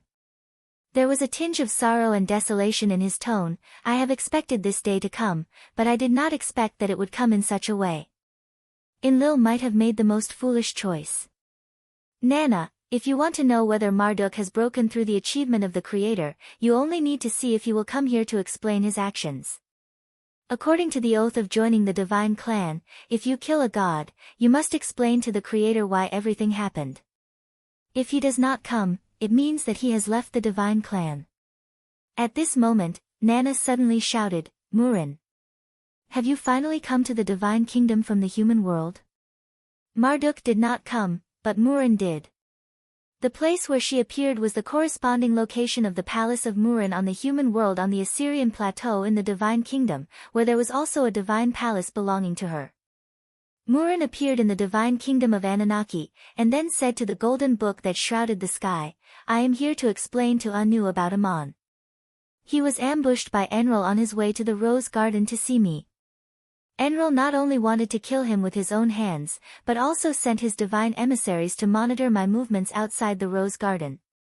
She spoke like a mortal in the divine kingdom, but her voice naturally carried all kinds of complex information, and the gods could understand the cause and effect clearly. Anu's voice came from the sky again, if I were still here, I would very much like to see that Ammonius. The gods were stunned. Anu obviously meant that he was no longer in the divine kingdom, but how was this possible? As the creator, he could not leave the divine kingdom, or the world would disappear. If Anu was no longer here, then who was speaking? The voice coming from the sky was clearly Anu's voice, which could not be imitated or disguised, and the gods could naturally distinguish it. The words were also accompanied by a complex piece of information. What unfolded in the sky was the holy relic of the Anunnaki divine clan, the Scroll of Destiny. According to the legends of the human world, the holder of this thing could control the entire divine clan. In fact, it recorded all the spiritual imprints and cultivation insights contained in the creation of this divine kingdom by Anu. Not only that, but the Scroll of Destiny also recorded the insights of the various gods into the divine kingdom. It was a dynamic imprint that contained all the information of this divine kingdom. Before the War of the Gods, Anu had given the Scroll of Destiny to Tiamat. This was an important inheritance, which was tantamount to telling Tiamat the secrets of the creation of the divine kingdom and Anu's own cultivation achievements. Soon after that, the War of the Gods broke out. Marduk killed Tiamat and obtained the Scroll of Destiny, and Enlil also wanted this holy relic, but Marduk returned it to Anu. This was the beginning of the break between the two gods. There were two reasons why Marduk did not keep the Scroll of Destiny in his hands. First of all, his purpose was to read the secrets of the Anunnaki divine kingdom recorded in the Scroll of Destiny and understand the mysteries of cultivation in the realm of the Creator, and this purpose had been achieved. Second, he found that although he had obtained the Scroll of Destiny, he could not really control it, as Anu could take it back at any time.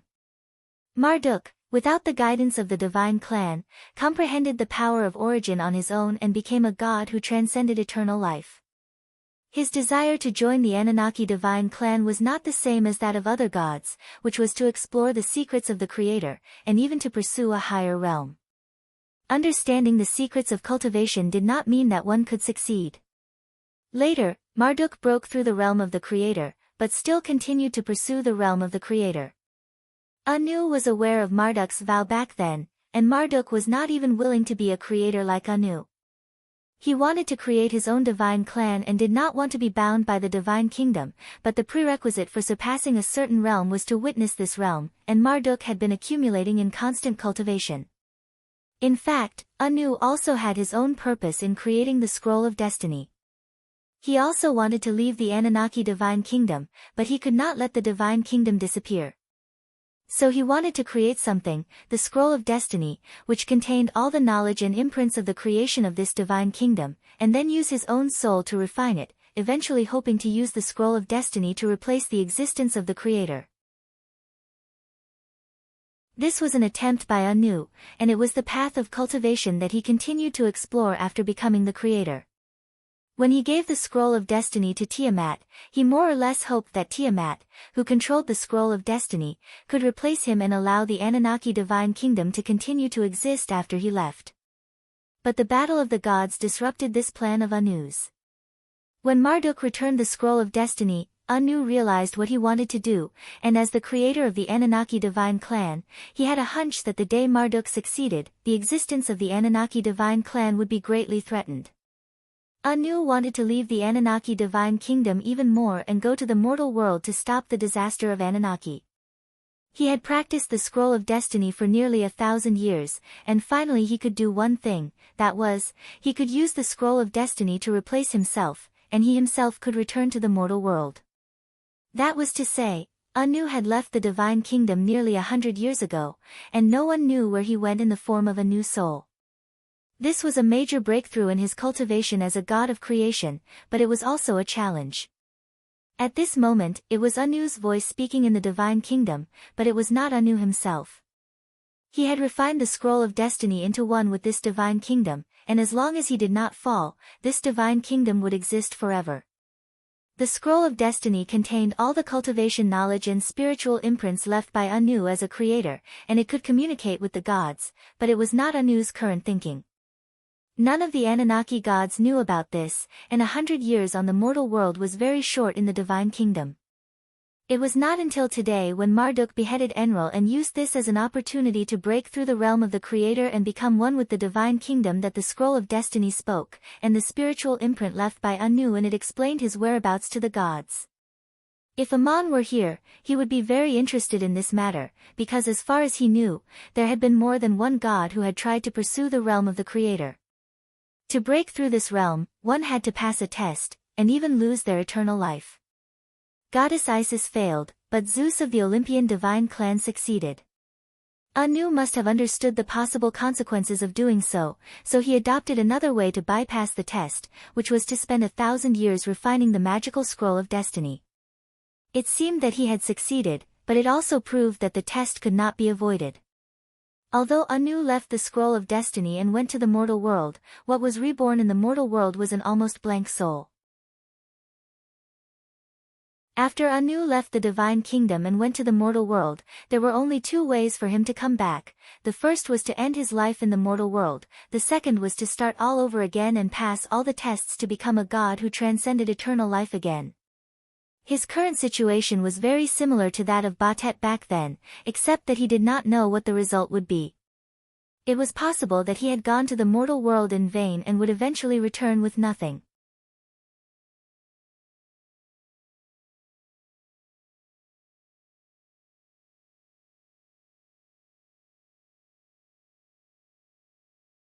I've never seen such beautiful flowers, but you're even more beautiful than these flowers. Wendy blushed and said with her head lowered, "The goddess is waiting for you, and she seems to be in a hurry. Please go in quickly, I will accompany you to enjoy the flowers when I have time." Yun Namna's eyes were sharp, and Aman could not hide his weakness in front of her. The goddess tugged at his sleeve as soon as she saw him and asked, "You're injured, who did it? Enlil or Marduk?" Aman smiled bitterly. Of course it was Enlil. One must pay a price to lure him into the trap. How could I get away unscathed? But it's worth it. He has fallen, and my father and crazy Ol can rest in peace. As for Marduk, I have an agreement with him that no matter what identity he appears in, he cannot take the initiative to hurt me, nor can he order his divine emissaries to attack me. Murin snorted and said, "Do you think Marduk is being kind to you? He won't attack you himself, but he would love to borrow Enlil's hand to cut you down or severely injure you. You're lucky enough to be where you are now. Don't go anywhere during this time, and you must not leave the rose garden before you recover from your injuries." Aman smiled. Of course I won't go anywhere. Although I'm injured, I've also fulfilled my wish for many years, and I've gained something.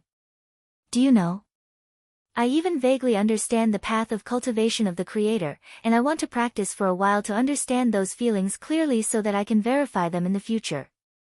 Yun Namna looked at him, blinked her beautiful eyes, and said meaningfully, "It's actually not difficult to understand the path of cultivation of the Creator. I've had some insights for many years, and I was looking for an opportunity to have a good exchange with you. What's really difficult is the process of practice and verification, which is the same as things in the human world. Sometimes you know what to do to achieve a certain achievement, but it's not easy to actually do it." Aman reached out and put his arm around her shoulder.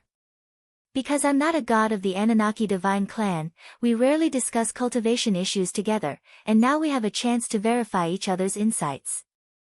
My goddess of youth and love, what you have verified must be clearer than what I have. Yun Namna finally smiled and leaned against Aman's chest. That's not necessarily true. You were a very special person before you became a god, and now you are a very special god. The cultivation of the gods also runs through from beginning to end, and if there is still a will after transcending eternal life, you can realize that this path has long existed.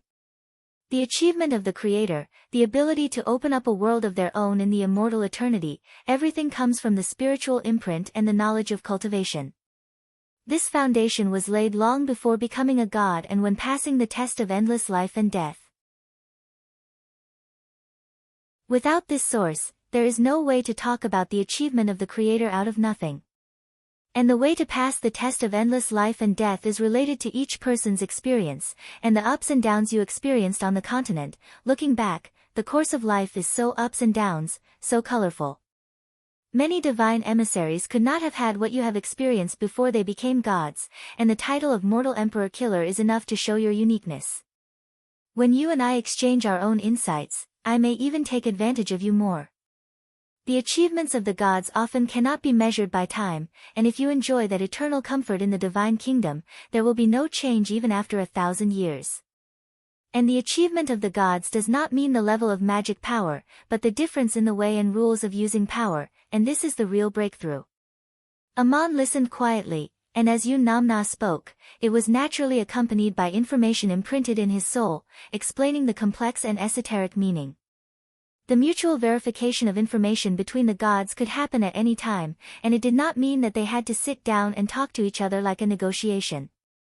As long as it was imprinted in the soul, it would not be forgotten, and it only depended on whether it could be truly verified in cultivation. When Yun Namna finished, Amon said softly, "Thank you for telling me this, it is exactly what I lack in experience. After all, I have just become a god not long ago, and there are many things that I am still experiencing and thinking about. When I came, I found that you had gathered all the divine emissaries under you to the rose garden, and you seemed to be very nervous. Did something happen again?" Yun Namna suddenly sighed and reached out to grab Amon's arm, like an ivy encountering a big tree that she could rely on, and said with her head down, "Something unexpected has happened, and it is related to the fate of the entire Anunnaki divine clan. Marduk has left the divine clan, and the other king god has been killed by him, and the god of creation, Anu, has left the divine kingdom and gone missing." As she spoke, she had imprinted what had happened in the divine kingdom of Anunnaki into Amon's soul, and not only did she explain everything clearly, but this information also contained instructions on how to enter the divine kingdom of Anunnaki. Although Amon was not a god of this divine clan, the voice that Anu had left in the scroll of destiny had already spoken, saying that he wanted to invite Amon to enter the divine kingdom in the future to meet him. Amon was also surprised to hear the news, and he immediately explained to Murin what he knew about Zeus and Isis, frowning and asking, "Could it be that Anu wants to avoid the test and break through in another way? Why do I feel like this is a detour? And Marduk broke through and became a god of creation after killing Enlil? Why do I feel like he is more than just a god of creation? As far as I know, Marduk has more than one title of god." Murin replied, "Marduk enjoyed the titles of 50 gods in the sacrifices of the kingdom of Babylon, and an ordinary priest's tongue would cramp after reading them all." Amon shook his head and said, "Not among these 50 names, it should be the name of a god from another divine clan. There is at least one name I know, but I have to abide by the agreement not to say it." And when Moses and the others returned to the plains of Duk, they were tempted by a god who called himself Bakri, and I heard that Bakri was the name of the god worshipped by the East Baz Empire of the continent. I suspect that he is probably Marduk. Murin had a melancholy look on her face. Whether Anu took a detour or not, you can only guess, and you can't really experience his realm. But Marduk did break through and become a god of creation, and as for what kind of achievement he obtained, it will soon become clear. Now that the gods of the Anunnaki divine clan are without a leader, except for the god of wisdom, Ea, who can still keep his composure, the rest of the gods have lost their backbone. I also feel uneasy, so I summoned all the divine emissaries to the rose garden. Amon hugged her, stroked her back and said, "The god of creation is the one who guides the divine clan, and even if he is not here, you have not lost the guidance to become a god, so there is no need to be at a loss. You said that the gods are without a leader, but I am more concerned about another question. After Enlil falls, what will happen to the emissaries under him?" Yun Namna replied, "This is also similar to the situation after the War of the Gods back then, and the situation of the emissaries under Enlil is similar to that of the 9 monsters back then. They can leave the divine clan, but they must keep their promise not to reveal the secrets of the divine clan. If there is a god who continues to guide them in place of Enlil, they can still stay in the divine clan and become an emissary under another god." At this point, Yun Namna raised her head worriedly and said, "As far as I know, some of the emissaries have left the divine clan, just like the Scorpion King back then. But there is also a group of emissaries who have accepted the guidance of the god of storms, Kibir, the god of flames, and Nugus, the god of ashes, who have a grudge against you, have become the emissaries under Adado. In the Anunnaki divine clan, Adado became a god under the guidance of Enlil, and he regards Enlil as his father god. Even if he cannot afford to provoke Marduk, he will definitely come to you. Adado's combat power is quite strong, and he has gathered such a group of powerful emissaries, you must be careful. Amon sneered, Adado, the god of storms, the son of Enlil in the myths and legends. The official name of the Assyrian giant legion is called the Adado Legion, which really fulfills the name of the enemy. But I have never seen this god, and it is possible that he has not come to the mortal world since the day I was born, so it is impossible for me to provoke him. If he wants to cause trouble for me, I won't be polite. I haven't even been afraid of Enlil, so why would I be afraid of him? Yun Namna waved her fist and hit him lightly. I didn't say you should be polite, I just want you to be careful. Although Adado's combat power is not as good as Enlil's, he is stronger than you. Amon smiled slightly. I am injured now, and I will naturally not leave the rose garden before I recover. But cooperating with Marduk to slay Enlil is not without gain. I have learned more and will be stronger than before. A year passed unknowingly. A year's time was very short for the gods, and it was almost no different from a short day in the eternal divine realm. But for a god like Amon, it was a rare time in the mortal world. After he became a god, he hardly had any rest, and it was not until the fall of Enlil that he entered Yun Namna's rose garden to rest with his injuries. No mortal knew how Amon spent the year in the rose garden, and when he reappeared in front of the disciples, it was as if nothing had changed from yesterday, but the invisible aura was clearly much stronger than before, and the look in his eyes had become deeper. During the year that Amon stayed in the rose garden, the events of the mortal world continued to happen as countless historical events had happened before. The city of Salem ushered in its golden years since its founding, reaching unprecedented prosperity. With Usher and Tich-Sho, two talents in handling military and political affairs, Aesop was also a lot more relaxed. The slave-born governor now devoted more energy to his early hobbies, and began to collect the various myths and legends of the continent. Aesop did not travel far, and what he collected and sorted out was not ancient stories, but the legends about Ammonius that he had seen and heard in recent years. The people of Salem believed in Ammonius, but as a newly born god, Amon could not compare with the ancient gods in one respect. He had not yet left behind a scripture that formed a faith faction, and these should have been organized by the believers on earth. What Aesop was now going to organize was a scripture formed by Ammonius' oracles, miracles, and hymns dedicated to him by his believers. After Moses' departure, the new leader of the Dushians, Joshua, had become an old friend of Aesop. Inspired by Aesop, he was doing the same thing, organizing the scriptures for Allah, whom the Dushians believed in. Allah's oracles, miracles, and hymns were easy to collect, and they were all related to the personal experiences of the Dushians. When Joshua compared the information he had collected with the stories of Ammonius compiled by Aesop, the two found that many of the contents overlapped, and some of the stories even overlapped. The two gods were sometimes like one god.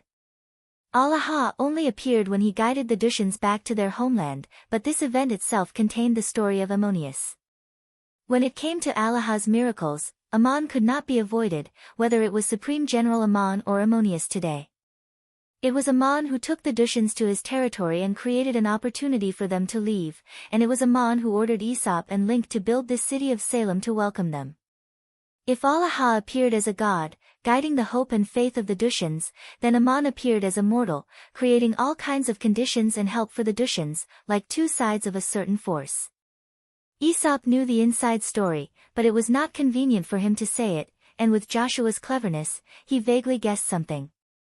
When the believers in the mortal world talked about the legends of the gods, they often had an unwitting habit. They unknowingly transferred all kinds of magical deeds that were circulating on the continent to the gods they believed in. Moreover, they even went through ingenious processing. By doing so, it was not only to put gold on the faces of the gods, but also to make themselves more glorious. In the eyes of the gods, doing so might be boring, but people always had this habit, consciously or unconsciously. The people of Duk enjoyed a high status in the city of Salem, and the reason was simple, because they were once the owners of this land, and Ammonius, whom the city of Salem believed in, was once a Duk miner. According to the believer's self-assertive explanation, Ammonius appeared on earth as a Duk miner to save the world. In this way, the people of Duk seemed to have become people who had been with the gods, and their status had become invisibly honorable. Their self-perception was more or less the same. Although they believed in the one and only God, Allah, and they were subconsciously proud of the fact that many others in Salem believed in Ammonius. The people settled in Salem, occupied the best land, were respected, and possessed superb skills. When they were no longer burdened with the suffering of their ancestors, their strength and wisdom became the wealth left by their ancestors, and made them the richest people in Salem. The advantages they had were naturally incomparable to those of the cavemen, the highland giants, and the wanderers from all over the continent. The girls were willing to marry the people of Duk, and now they had their own descendants. When the people told the story of the one and only God, Allah, to their children, they unknowingly made up many of the miracles that Ammon had performed. What was more interesting was that when they retold the experience of walking out of Igut, the story gradually changed. For example, the divine emissaries of the Ennead had used various means to stop them, once putting the people in a desperate situation. The truth may have damaged the glory of Allah, so in the story, there was another interpretation, the story of Allah performing miracles to punish the people of Igut.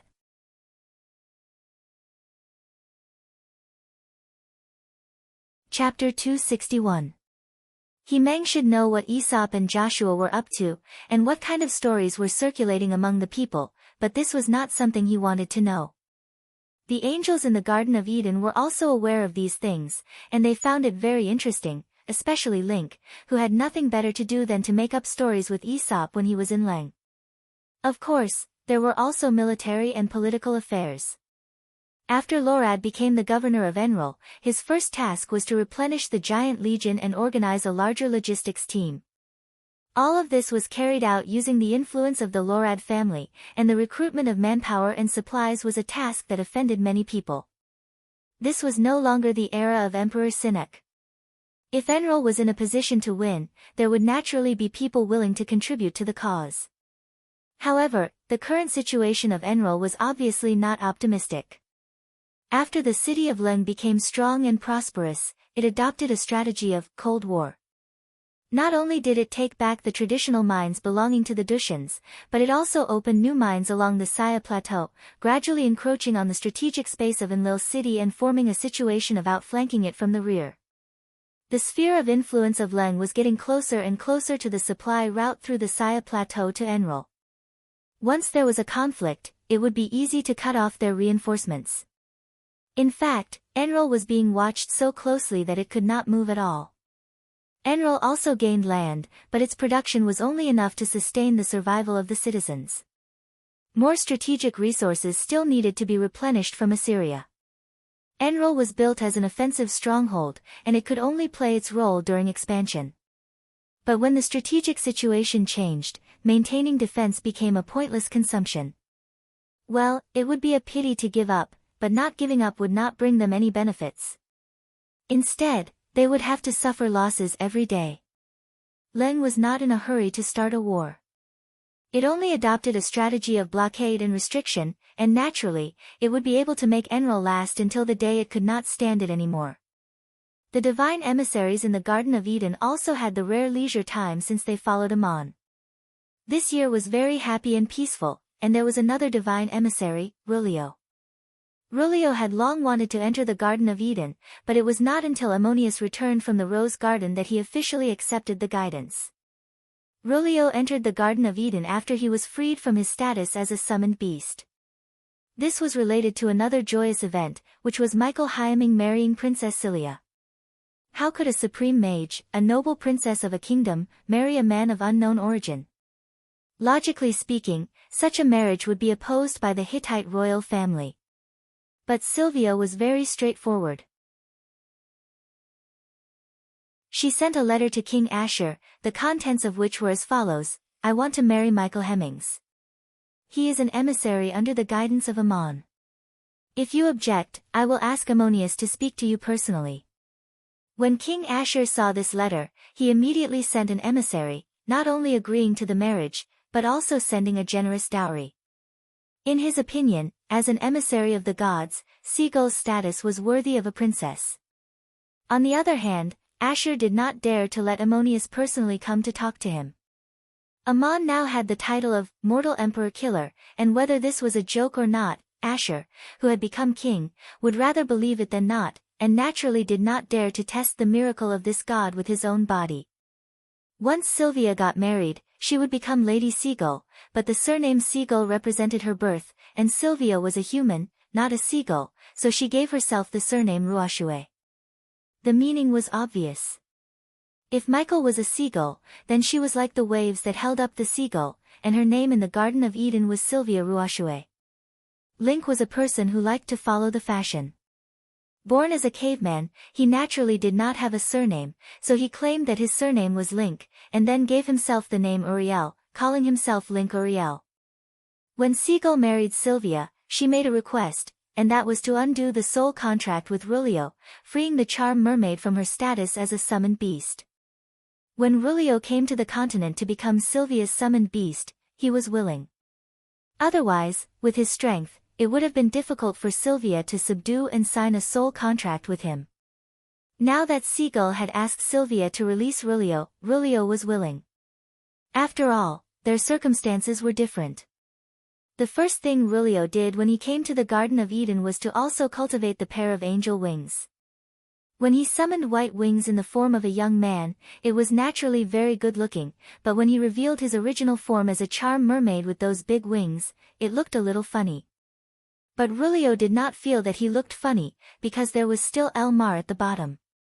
Since ancient times, have you ever seen an ironback flying in the sky with its wings spread? Today, there was a mermaid flying next to it, and they all had the same wings. These two grotesque angels flew out of the Garden of Eden, flapped their wings and flew over the Euphrates River Valley, landed on the edge of the mountains and returned to their normal appearance, and happened to stop a person. It was the dark wolf god Minji of the Anunnaki divine clan. After the fall of Enlil, Minji also faced a new choice. Should she leave the divine clan or accept the guidance of another god? For the divine emissaries, of course, they hoped to continue to stay in the divine clan and receive guidance. Kibir, the god of fire, the god of Grey, Nugus, and others all accepted the guidance of the god of storm, Adado, and remained the divine emissaries of the Anunnaki divine clan. On the other hand, the power that Minji trained in was very special. It was a violent power that could be transformed and controlled by a god into one's body and mind, and it must be guided in order to continue training. After the fall of Enlil, the origin of that inexplicable trap was finally found out, and it turned out to be set up by Minji back then. Minji failed to assassinate Amon twice, and was still 1 point away from success. He was beaten into a cripple and did not play any role in the important battle later on, and was despised by Adado. Minji became a divine emissary exiled by the divine clan, and who in this world could guide him? And he also heard that Adado was resentful and might punish him, so who in this world could protect him? The dark wolf god could only think of Ammonius, and other than the gods of the Anunnaki divine clan, he had only dealt with this god. Minji remembered the agreement he had with Amon, and so he came to the city of Talon to pray to Ammonius. Because Amon had promised that when Minji recovered to his peak state, he could come to him again for a duel, but before that, Minji was not allowed to hurt Amon's disciples and the people of Talon. This was a chance that Amon had given him to free himself from his mission. Minji abided by this agreement, but used this as an opportunity to summon Amon and request to give up the duel, hoping to receive Amon's guidance. He had fought with Amon before and knew that Amon also mastered that violent power, and now that Amon had become a god, it meant that Amon understood the path to ultimate transcendence through the cultivation of this power, and the only person who could guide him was probably Ammonius. Amon happened to leave the rose garden and return to the Garden of Eden, and heard Minji's prayer, so he sent 2 disciples to see him. After seeing Minji, Elmar tilted his head and looked at him for a long time, then said angrily, "You are that dark wolf god, known as the #1 assassin on the continent? It was because of you that I drilled in the charcoal marsh for more than half a month, but unfortunately I couldn't find you. Since you have assassinated Ammonius before, you still have the face to ask for his guidance today. Rulio also shouted from the side, back then, I was also sent to guard the trade route of the charcoal marsh, just to guard against people like you causing trouble. I worked hard for more than half a year. Minji hurriedly bowed and apologized. What I did back then has caused trouble for the two of you. I am willing to make up for it with my future actions. Today I came to ask for Ammonius' forgiveness, and swear to accept his guidance, and become Ammonius' oracle like the two of you. There is one thing you don't know, I am not only an oracle guided by Enril, but I also signed a soul contract with him like a summoned beast. Assassinating Ammonius was Enril's order, not my original intention. Upon hearing this, Rulio showed some sympathy, but Elmar still scolded with a straight face, this does not absolve you of your guilt. You did it, so you have to bear the consequences, you cannot be absolved of your responsibility just because someone instructed you. It is understandable that you had no choice, but it does not mean that it did not happen. Ammonius asked us to ask you, why did you make such a request? Minji Yuyi replied, what I practice is a violent power, like a beast lurking in my body and mind that will explode at any time, and now only Ammonius can guide me. As far as I know, only he can truly master the mystery of this power. Elmar sneered, only Ammonius can guide the power you practice, but that is your own business, it has nothing to do with Ammonius. Ammonius can also guide others, why you? Rulio asked in a low voice, Minji Yuyi, Ammonius also asked us to ask you another question, if he refuses, what are you going to do? Minji Yuyi could not hide the disappointment and regret in her eyes, and she prostrated in the direction of the Euphrates River Valley. Ammonius. Even if you refuse my request, I still want to ask for your forgiveness. I also have one more thing to tell you this time, God Kibir and Nugas have both accepted Adado's guidance. I know them, because they have hurt you before, so they are even more afraid of your existence, and are tempting Adado to continue to be your enemy. At this moment, Amon's figure suddenly appeared and said, thank you for bringing me this news and kind reminder, although I already know. If you want to ask for my forgiveness, then do one thing for me, come with me. Seeing Ammonius appear in person, Elmar and Rulio both retreated to the side, and Amon ordered the two divine emissaries to return to the Garden of Eden, while he left with Minji Yuyi. Amon did not intend to meet the Dark Wolf God, but because of another matter, he changed his mind at the last minute and decided to take Minji Yuyi to meet another person. Cain, the supreme mage of the Kingdom of Babylon, did not expect that Sinnach would be assassinated. Fortunately, although he had been bribed by the Assyrian Empire in an attempt to frame Prince Benut for Gakate's assassination of Princess Sisela, this matter was not exposed in the end. After Prince Benut succeeded to the throne, not only was Gakate not punished, but he also became one of the 3 high priests of the kingdom. On the surface, Cain had always supported Benut, and Gakate had also recommended Cain to King Benut I.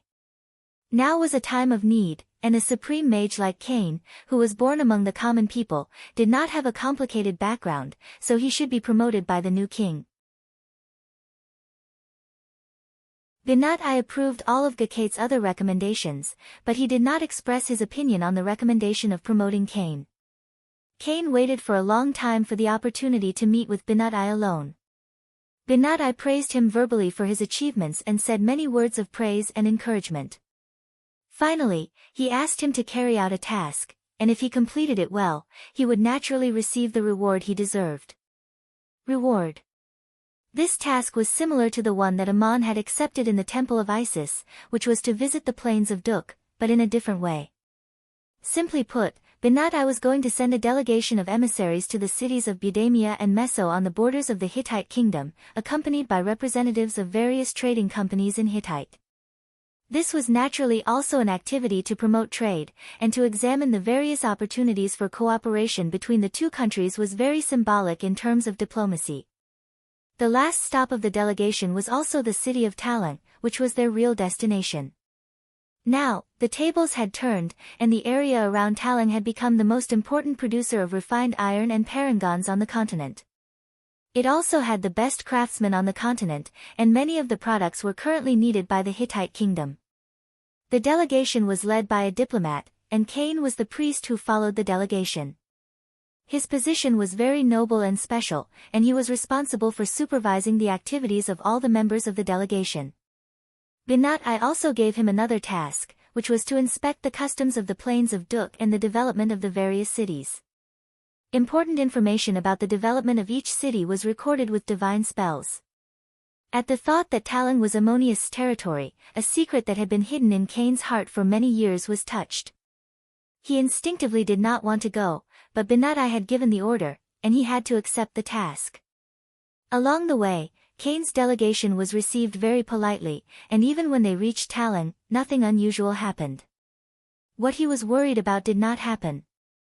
After the visit and the completion of the task, the delegation left Talang, and Cain finally breathed a sigh of relief. When they left the plains of Duk, crossed the Euphrates River and returned to the kingdom of Babylon, Cain was finally completely relieved. It seemed that Ammonius' friends had either forgotten about him, or they did not pay attention to him at all. After crossing the Euphrates River, it was still 3 days' journey to the main city of Kish. The next night, the delegation rested in the town of Akkad, where Ammon and Medanzo had been. As a high priest of the kingdom and a supreme mage, Cain naturally stayed in the best room of the shrine in the town. That night, Cain still persisted in his daily meditation and training as usual. There seemed to be a power in his blood that was ready to stir. This was a power that he had discovered and mastered on his own after Ammon had left. Although Ammon did not continue to teach him the power of 2 sides, Cain also guessed the truth when he heard that Ammon was a god. In fact, Ammon was a mortal who had become a god through practice, and not a god who had come to the human world as people had said. He had also been taught by Ammon in the past, so the path he was exploring might also lead to the realm of immortality. Immortality had become Cain's vow. As soon as he felt the power surging in his blood, as if it contained some kind of thirst, he suddenly heard a voice in his soul, "Cain, do you still remember me?" This voice was unforgettable for Cain. The speaker was the sorcerer he and Abel had helped in the farm, and also the savior of the 2 brothers and all the people on the boat on the Euphrates River, Ammon. Ammon taught them the power of 2 sides and left after they had awakened it. Later, the 2 brothers were appointed by the city of Uruk as mages, and they also joined Gilgamesh's guards. The guards trained by Gilgamesh were all ordinary nobles who had declined, and all of them were advanced mages. Gilgamesh taught them to practice low-level body arts like warriors, so that they could become knights who could carry weapons and charge. They were a formidable force on the battlefield. Since Cain and Abel practiced the power of 2 sides, after becoming advanced mages, they naturally also had the achievements of advanced body arts. They did not reveal this secret, but they performed extremely well in the guards and were praised and valued by Gilgamesh. At the same time, they also became priests of the Uruk shrine. In the Battle of Kenmet, the Igut army led by Ammon had a fierce battle with the Uruk legion led by Gilgamesh. Gilgamesh's guards charged at Ammon's personal guards. After a round of battle, the cavalry regrouped. Cain was safe and sound, but Abel was lying in a pool of blood. Before the battle, the 2 brothers had an argument because they knew that the commander of the other side was their savior, Ammon. They had a secret, the secret of practicing the power of 2 sides. In a chaotic battle of 10,000 people, the fall of one person might not be noticeable, and it was even difficult to tell whose sword or spear Abel was killed by in the chaos. But Ammon noticed the 2 brothers at the time, and later carefully observed the scene in the battlefield information recorded by the priests. The scene was very chaotic, and he could not see clearly. When Ammon became a god, everything that he had experienced in this life was so clear that he could even observe everyone he knew and everything he had experienced, like a replay. This was the difference between gods and mortals. Ammon finally confirmed one thing: Abel was secretly ambushed by his brother when he was charging, and that was the main reason why he died. At that time, almost no one on the battlefield could see clearly.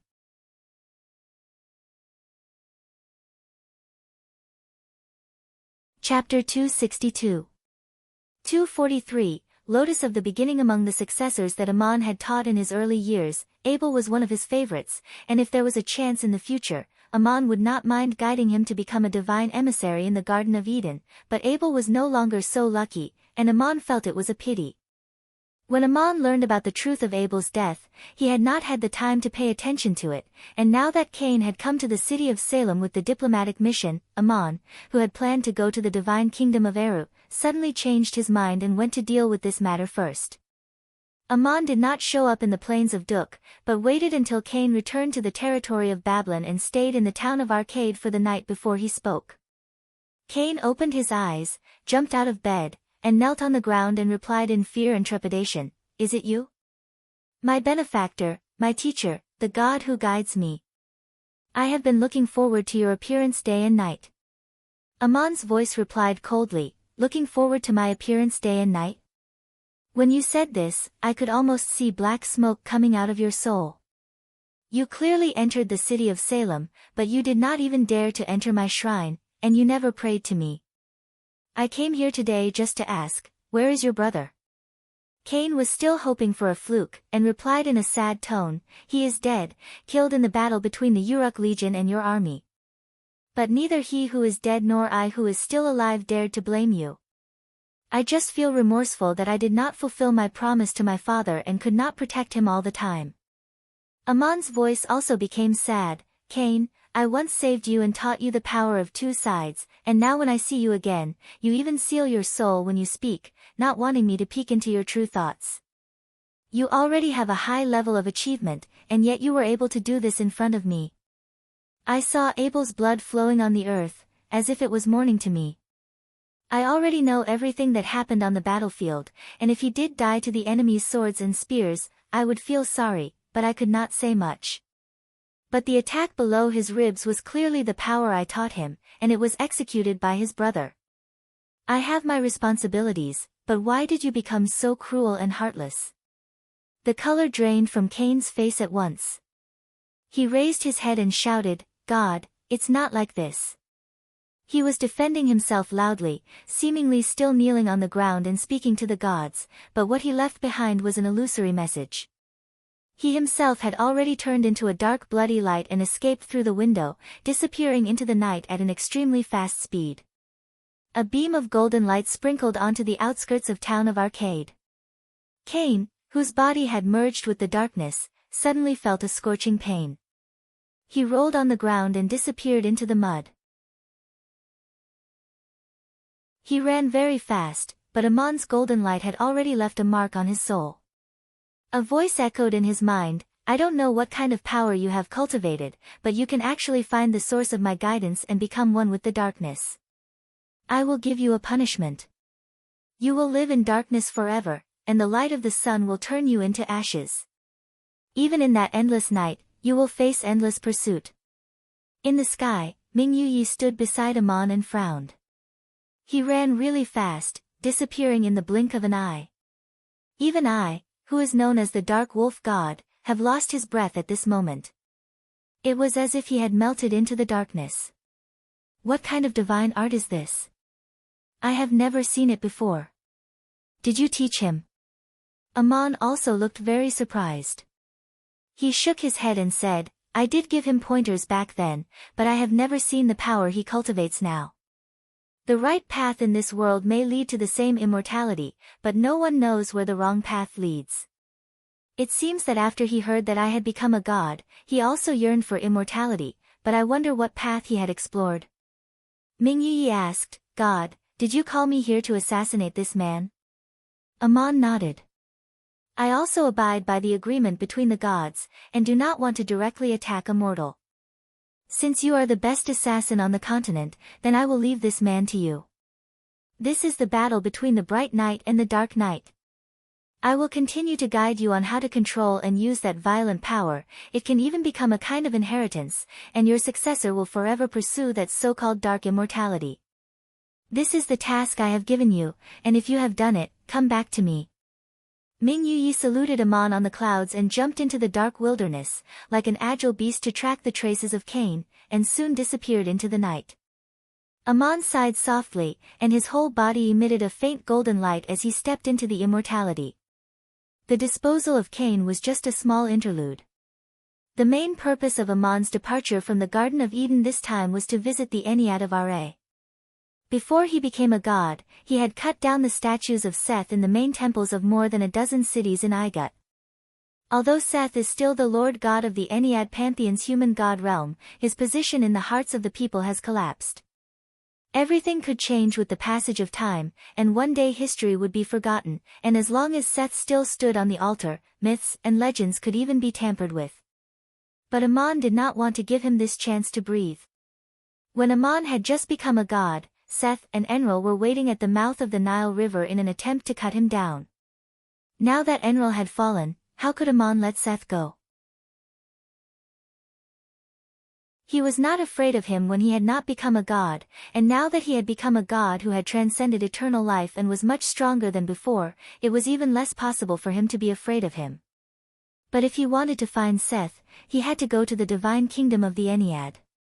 In addition to revenge, Amon wanted to see another legendary god of creation, Ra. He already knew what kind of oracle Ra had sent, ordering the emissaries of the Ennead not to bother with Amon anymore, and to let Seth solve the matter himself. This made Amon very curious and wanted to thank him in person. It was not difficult to go to the divine kingdom of Ra. The most important magic that Amon practiced was the secret of the Temple of Isis, and it was by relying on the guardian of Isis that he successfully passed the final test. The god's tear, which had been refined by the previous saintesses, had strangely fused with his body and mind. As long as he activated the vow contained in the golden light and wanted to go there, he would naturally receive a kind of guidance. Amon stepped into the eternity of immortality, waved his hand in the empty void, and the golden light that shrouded his body scattered, forming a golden belt of light that seemed to lead to an unknown infinity, and the end of the light belt seemed to be right in front of him. It was like a golden river that kept flowing from the past to the future, and Amon stood still in the present, welcoming the arrival of the source. A huge lotus of the beginning appeared in the void, like two hands opened together, holding a red sun in the heart of the flower, and the golden river gushed out from the heart of the flower under the sun. Amon suddenly saw the appearance of the lotus and the red sun in the empty space, and the scene in his soul was no different from what he saw in his body and mind at this moment. The golden light that shrouded his body seemed to be guided, and the red sun in the extreme distance suddenly became extremely close, swallowing Amon. His body was swallowed by the red sun, but it did not feel hot. There was a sudden darkness before his eyes, and then there was light again, and he actually appeared in a familiar world of mountains and rivers. The scene here was very similar to the upper reaches of the Nile River in the northern part of the Empire of Igut. The Nile River meandered through the mountains, forming waterfalls, and finally flowed into the plains and valleys, where what should have been a desert became a beautiful grassland. The place where Amon appeared was above the sixth waterfall of the river, where palaces were distributed along the valleys on both sides of the river, very similar to the layout of the Eru in the human world, but the spatial distance was much greater. It seemed that this was the scene of daytime in the human world. The light was soft and not dazzling, as if wrapping everything without leaving a trace of shadow, but when he looked up, he could not see the sun, but a starry sky. As soon as he appeared in the Eru divine kingdom, he heard an angry and frightened voice coming from a palace below. Amon, this is Amon, how can he appear in the Eru divine kingdom? The voices of several gods came from different palaces. Since he can come, he can come. Seth still shouted, but he did not join the Eru divine clan. He is not a god in this divine kingdom. Another mocking voice said, Amon did not believe in you, the archangel, but he still entered the shrine and cut down your statue. The divine kingdom cannot stop the arrival of gods outside the divine clan, as long as he can understand the belief of this divine clan in the human world. Amon is a guest of Ra, he does not need your invitation. When Amon heard Seth's voice, his anger rose and he was about to pounce on him to force him to show himself, but the words of the gods suddenly faded away.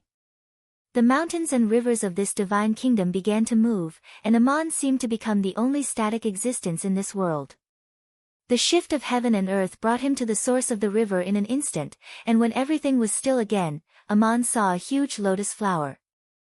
This lotus was almost exactly the same as the lotus of the absolute beginning he saw in the eternal world. The Nile River in the Divine Kingdom flowed out from the center of the flower. At the heart of the flower, where the red sun was originally, sat a man who nodded to him and smiled.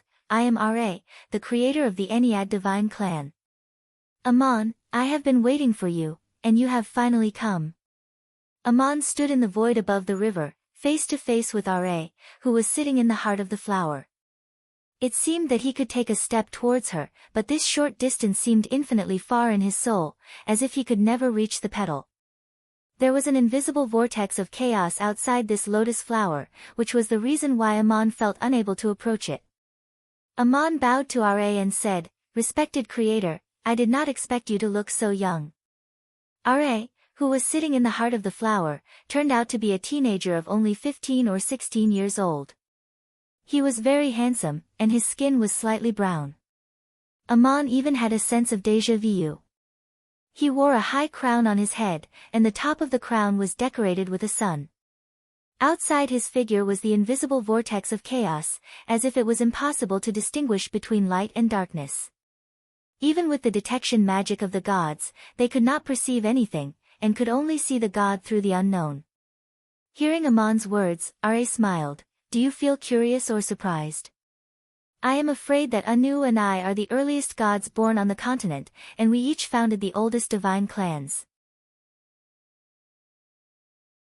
What you see of me is the state of mind of the gods. He raised his hand again and pointed to the divine kingdom on both sides of the river, opening up the world of the soul in the immortal eternity, unfolding the mountains and rivers of time and space from nothing, just like a person going from childhood to adulthood, opening his eyes to see the world, learning, perceiving, comprehending, and creating everything. If you had come 2,000 years earlier, you would have seen me as a child, with eyes full of curiosity, as if all the unknowns were possible. Amon nodded and said, "So that's how it is. You just said that you have been waiting for me. Is there anything else? I am here for Seth, and you should know my purpose." Ra said calmly, "Without my permission, no god can fight in my divine kingdom, but Seth has caused these things himself, and he should be allowed to bear the consequences himself. I will give you a chance to deal with him alone, but don't forget one thing: if you want to cut him down, you must be prepared to be cut down yourself." Amon replied, "I was prepared for this long before I became a god, but I am afraid that Seth will not bear the price." Ra nodded and said, "Yes, I know Seth. You would rather risk being cut down to cut him down, but he does not want to lose his eternal life because of you, and he is not willing to take the risk even if there is a glimmer of possibility. I know his wish, he wants to be another god of creation, but this wish is impossible to achieve. Your coming here is the consequence of what he has done, and if you can't even face this, how can you pursue a higher realm? If you want me to agree to you duel with him in my divine kingdom, there must be a condition, and that is, you must have the achievement of the Creator. Otherwise, if he escapes from the divine kingdom, it will be difficult for you to find him. But if you have the achievement of the Creator, no matter where he is, I can guide you to him in an instant.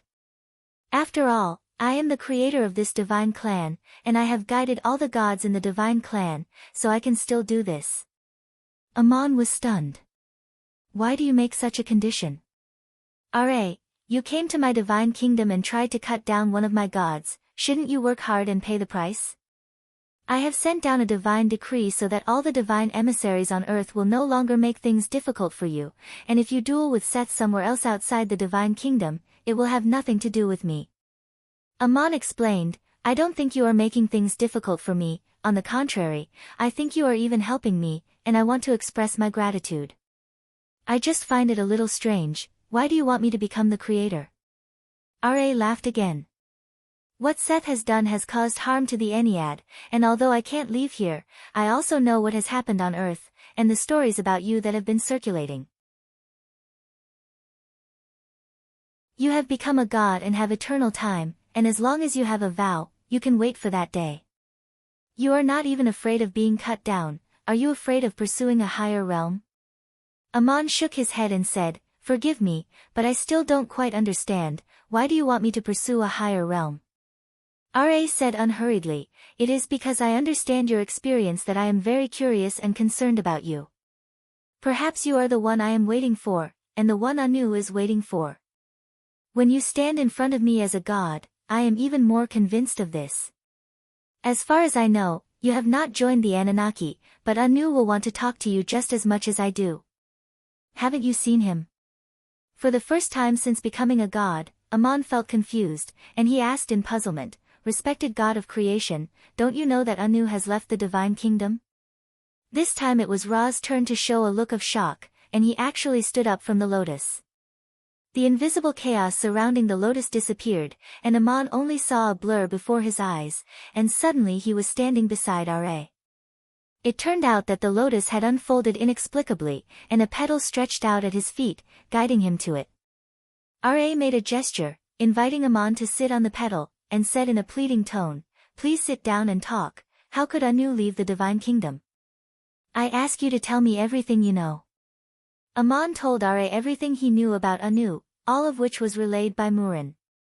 The communication between the gods was naturally magical, and Ra seemed to have personally experienced what happened in the divine kingdom of Anunnaki. He sat on the lotus and fell into contemplation. Amon asked curiously, "You are the same ancient god of creation as Anu, how could you not know anything about him?" Ra looked up from his contemplation and sighed, "Even the gods of Anunnaki don't know anything about him, so how could I know? I can't leave the divine kingdom of Eru, and naturally it's impossible for me to visit him in the divine kingdom of Anunnaki.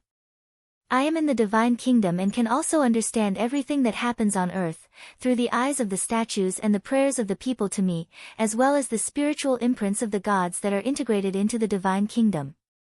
Your story is spread among the mortals and the gods, of course I know, but it is impossible for anyone to mention the matter of Anu." After saying this, Ra looked at the unknown void and muttered to himself, "As the oldest god of creation on the continent, Anu is one step ahead of me." He actually used this method, which may be another attempt to avoid the test. This may be a detour, but he won't understand unless he tries it.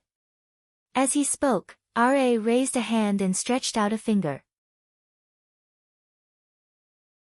There was a look of surprise in Amon's eyes as he saw a palm-sized lotus flower appear out of thin air above Ra's fingertips, exactly the same as the one he was sitting on, and it was still rotating slowly in the void, with a small red sun in the center of the flower.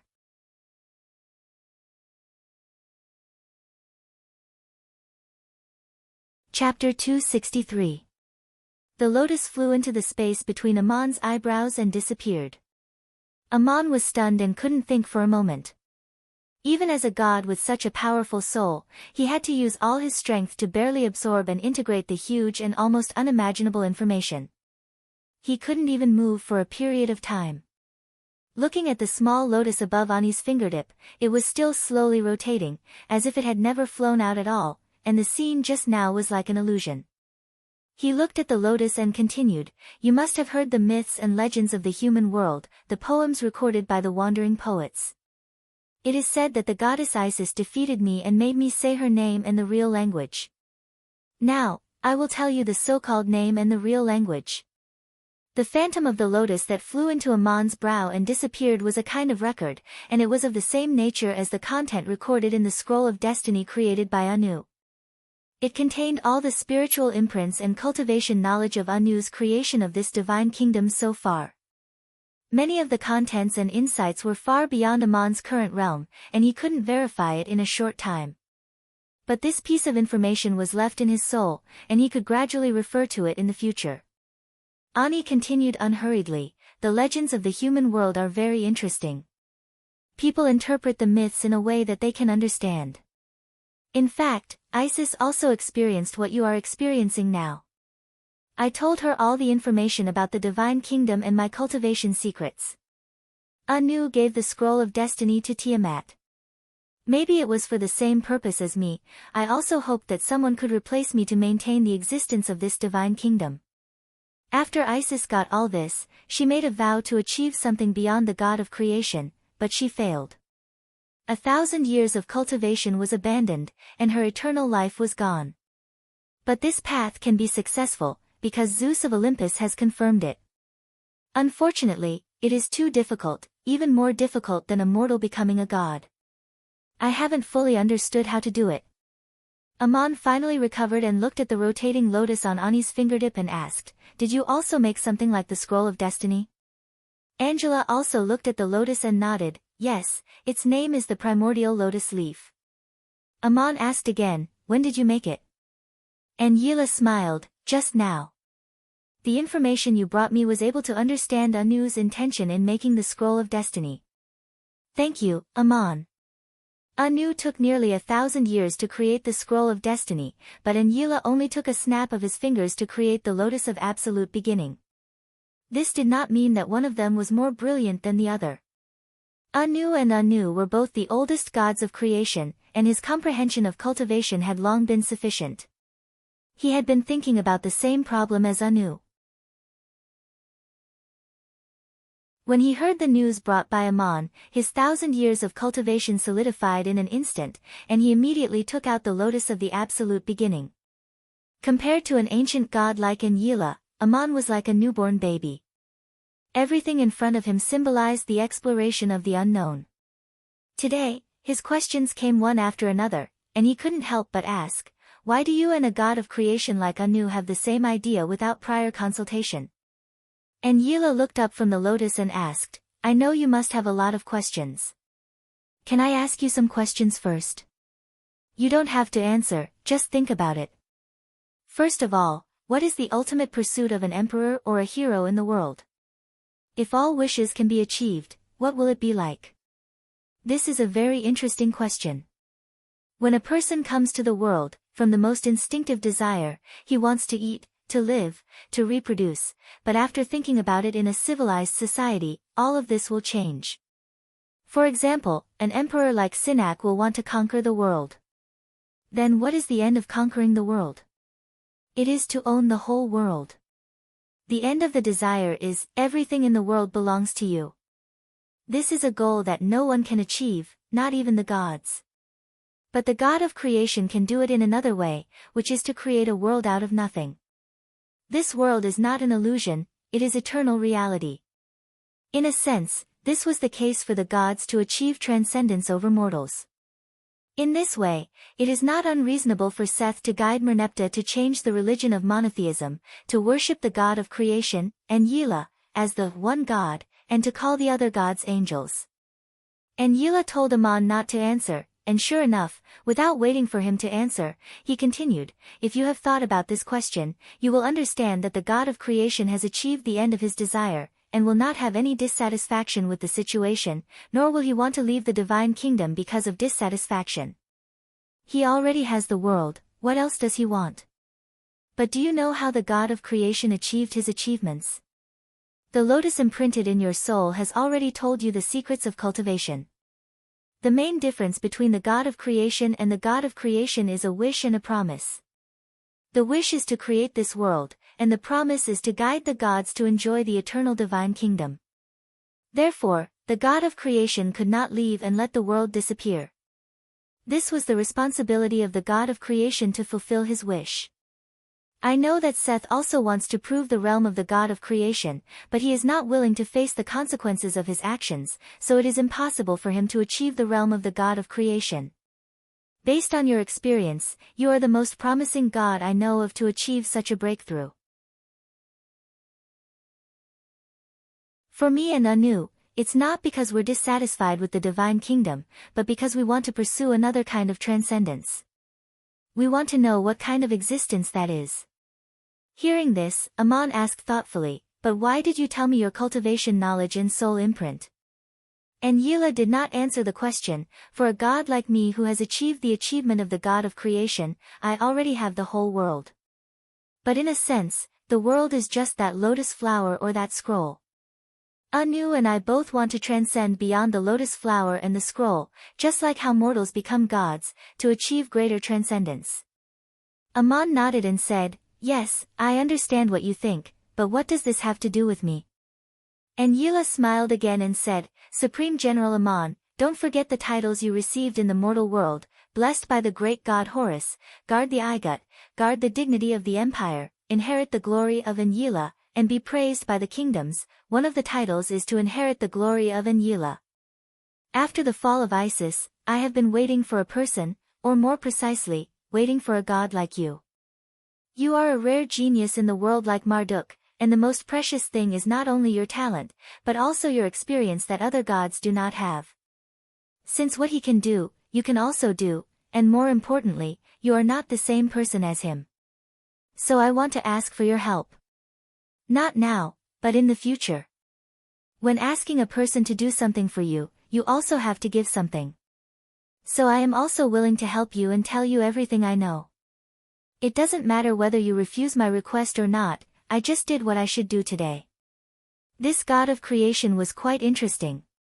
He had something to ask of Ammon, and regardless of whether Ammon refused his request, he first gave Ammon the greatest help a god of creation could give.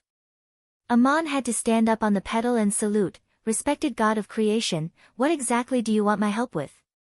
And Yila replied unhurriedly, "I have two things I want you to agree to. The first thing happens before the second thing, but the second thing is a prerequisite for you to agree to the first thing, otherwise I don't think you will agree, so I have to make it clear in advance. According to the request I just made, you will kill Seth after you have the achievement of the Creator. At that time, do you wish to join the Ennead and become the main god of the divine realm?" The words of the god of creation were accompanied by a message, making two requests to Ammon. The first request was that if Ammon became the creator one day and killed Seth, and Yila hoped that he would join the Ennead and become the main god of the divine realm. It was no wonder that Yila would make such a request, because Ammon himself had said something similar. That was after Gabriel was defeated in a duel by a secret order from the Empire of Iga to hunt down Ammon.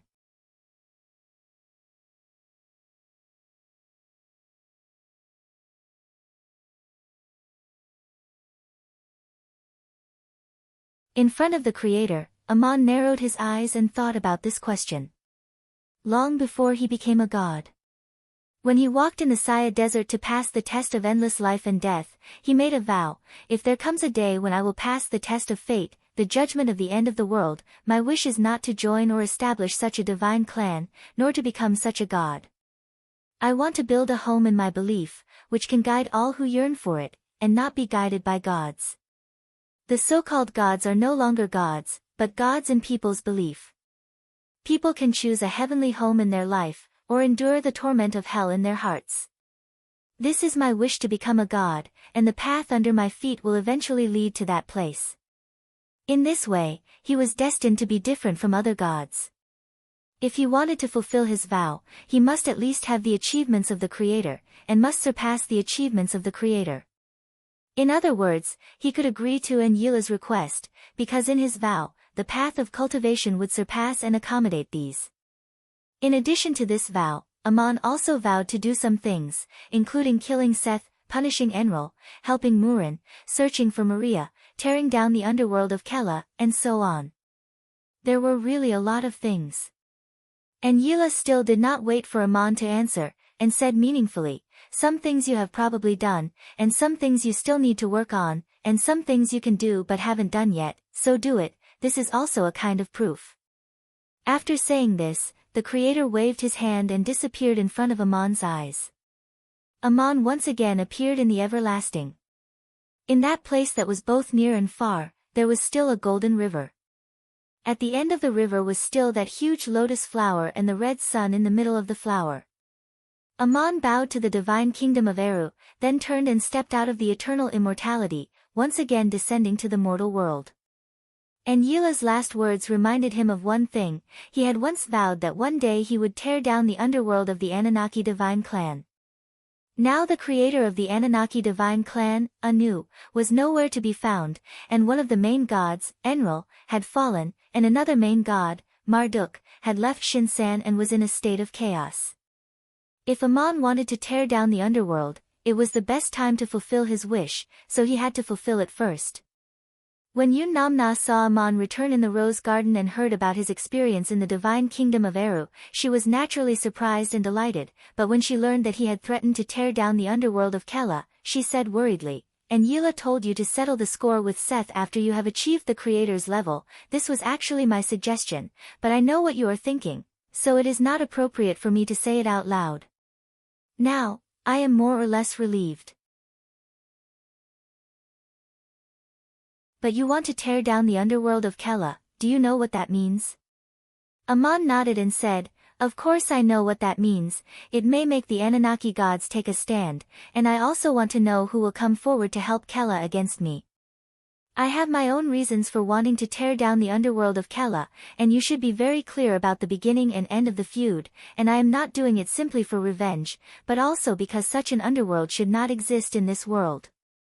Yun Namna frowned and said, Kela is not very popular among the Anunnaki gods, but if you help her against you, Adado will definitely make a move. He was just worried about not having a chance to settle the score with you. Amon sneered and said, that's just right. I am going to let the news out in advance, so let Kela wait for me. The Anunnaki gods will definitely hear of this news, and if there is anyone who will go against me, then come forward now, so that I don't have to worry about it every day. Yun Namna looked at him, blinked and said, so you want to see the stance of the Anunnaki gods through this matter, and distinguish who is your enemy, so you want to spread the news before attacking the underworld? Amon then nodded and said, yes, as a mortal, I never offended Enril. But what did Enril do to me? I have never even dealt with Adado, but Adado must deal with me. I don't even know which gods will trip me up at unexpected times, so it's better to make my stand clear now. Yun Namna said worriedly, why do I have a feeling that the battle of the gods is about to start again? Amon stroked her soft waist with his hand and said, my goddess, don't you understand yet? From the moment Enril tried to cut me down, but was cut down by Marduk, the battle of the gods has already begun. Although I did not experience the battle of the gods 1,000 years ago, I have a hunch that this time the battle of the gods will be much larger than that time, and it will even become a dispute between the various divine clans. Not only will there be gods who will fall, but even divine clans will disappear, which I am afraid is unimaginable for many gods. Yun Namna's voice trembled a little. Enril has fallen, which other god will fall? You're tuning in to the Blissful Bookshelf YouTube channel. We're so grateful for your support, and don't forget to subscribe to join us on this incredible journey through captivating stories.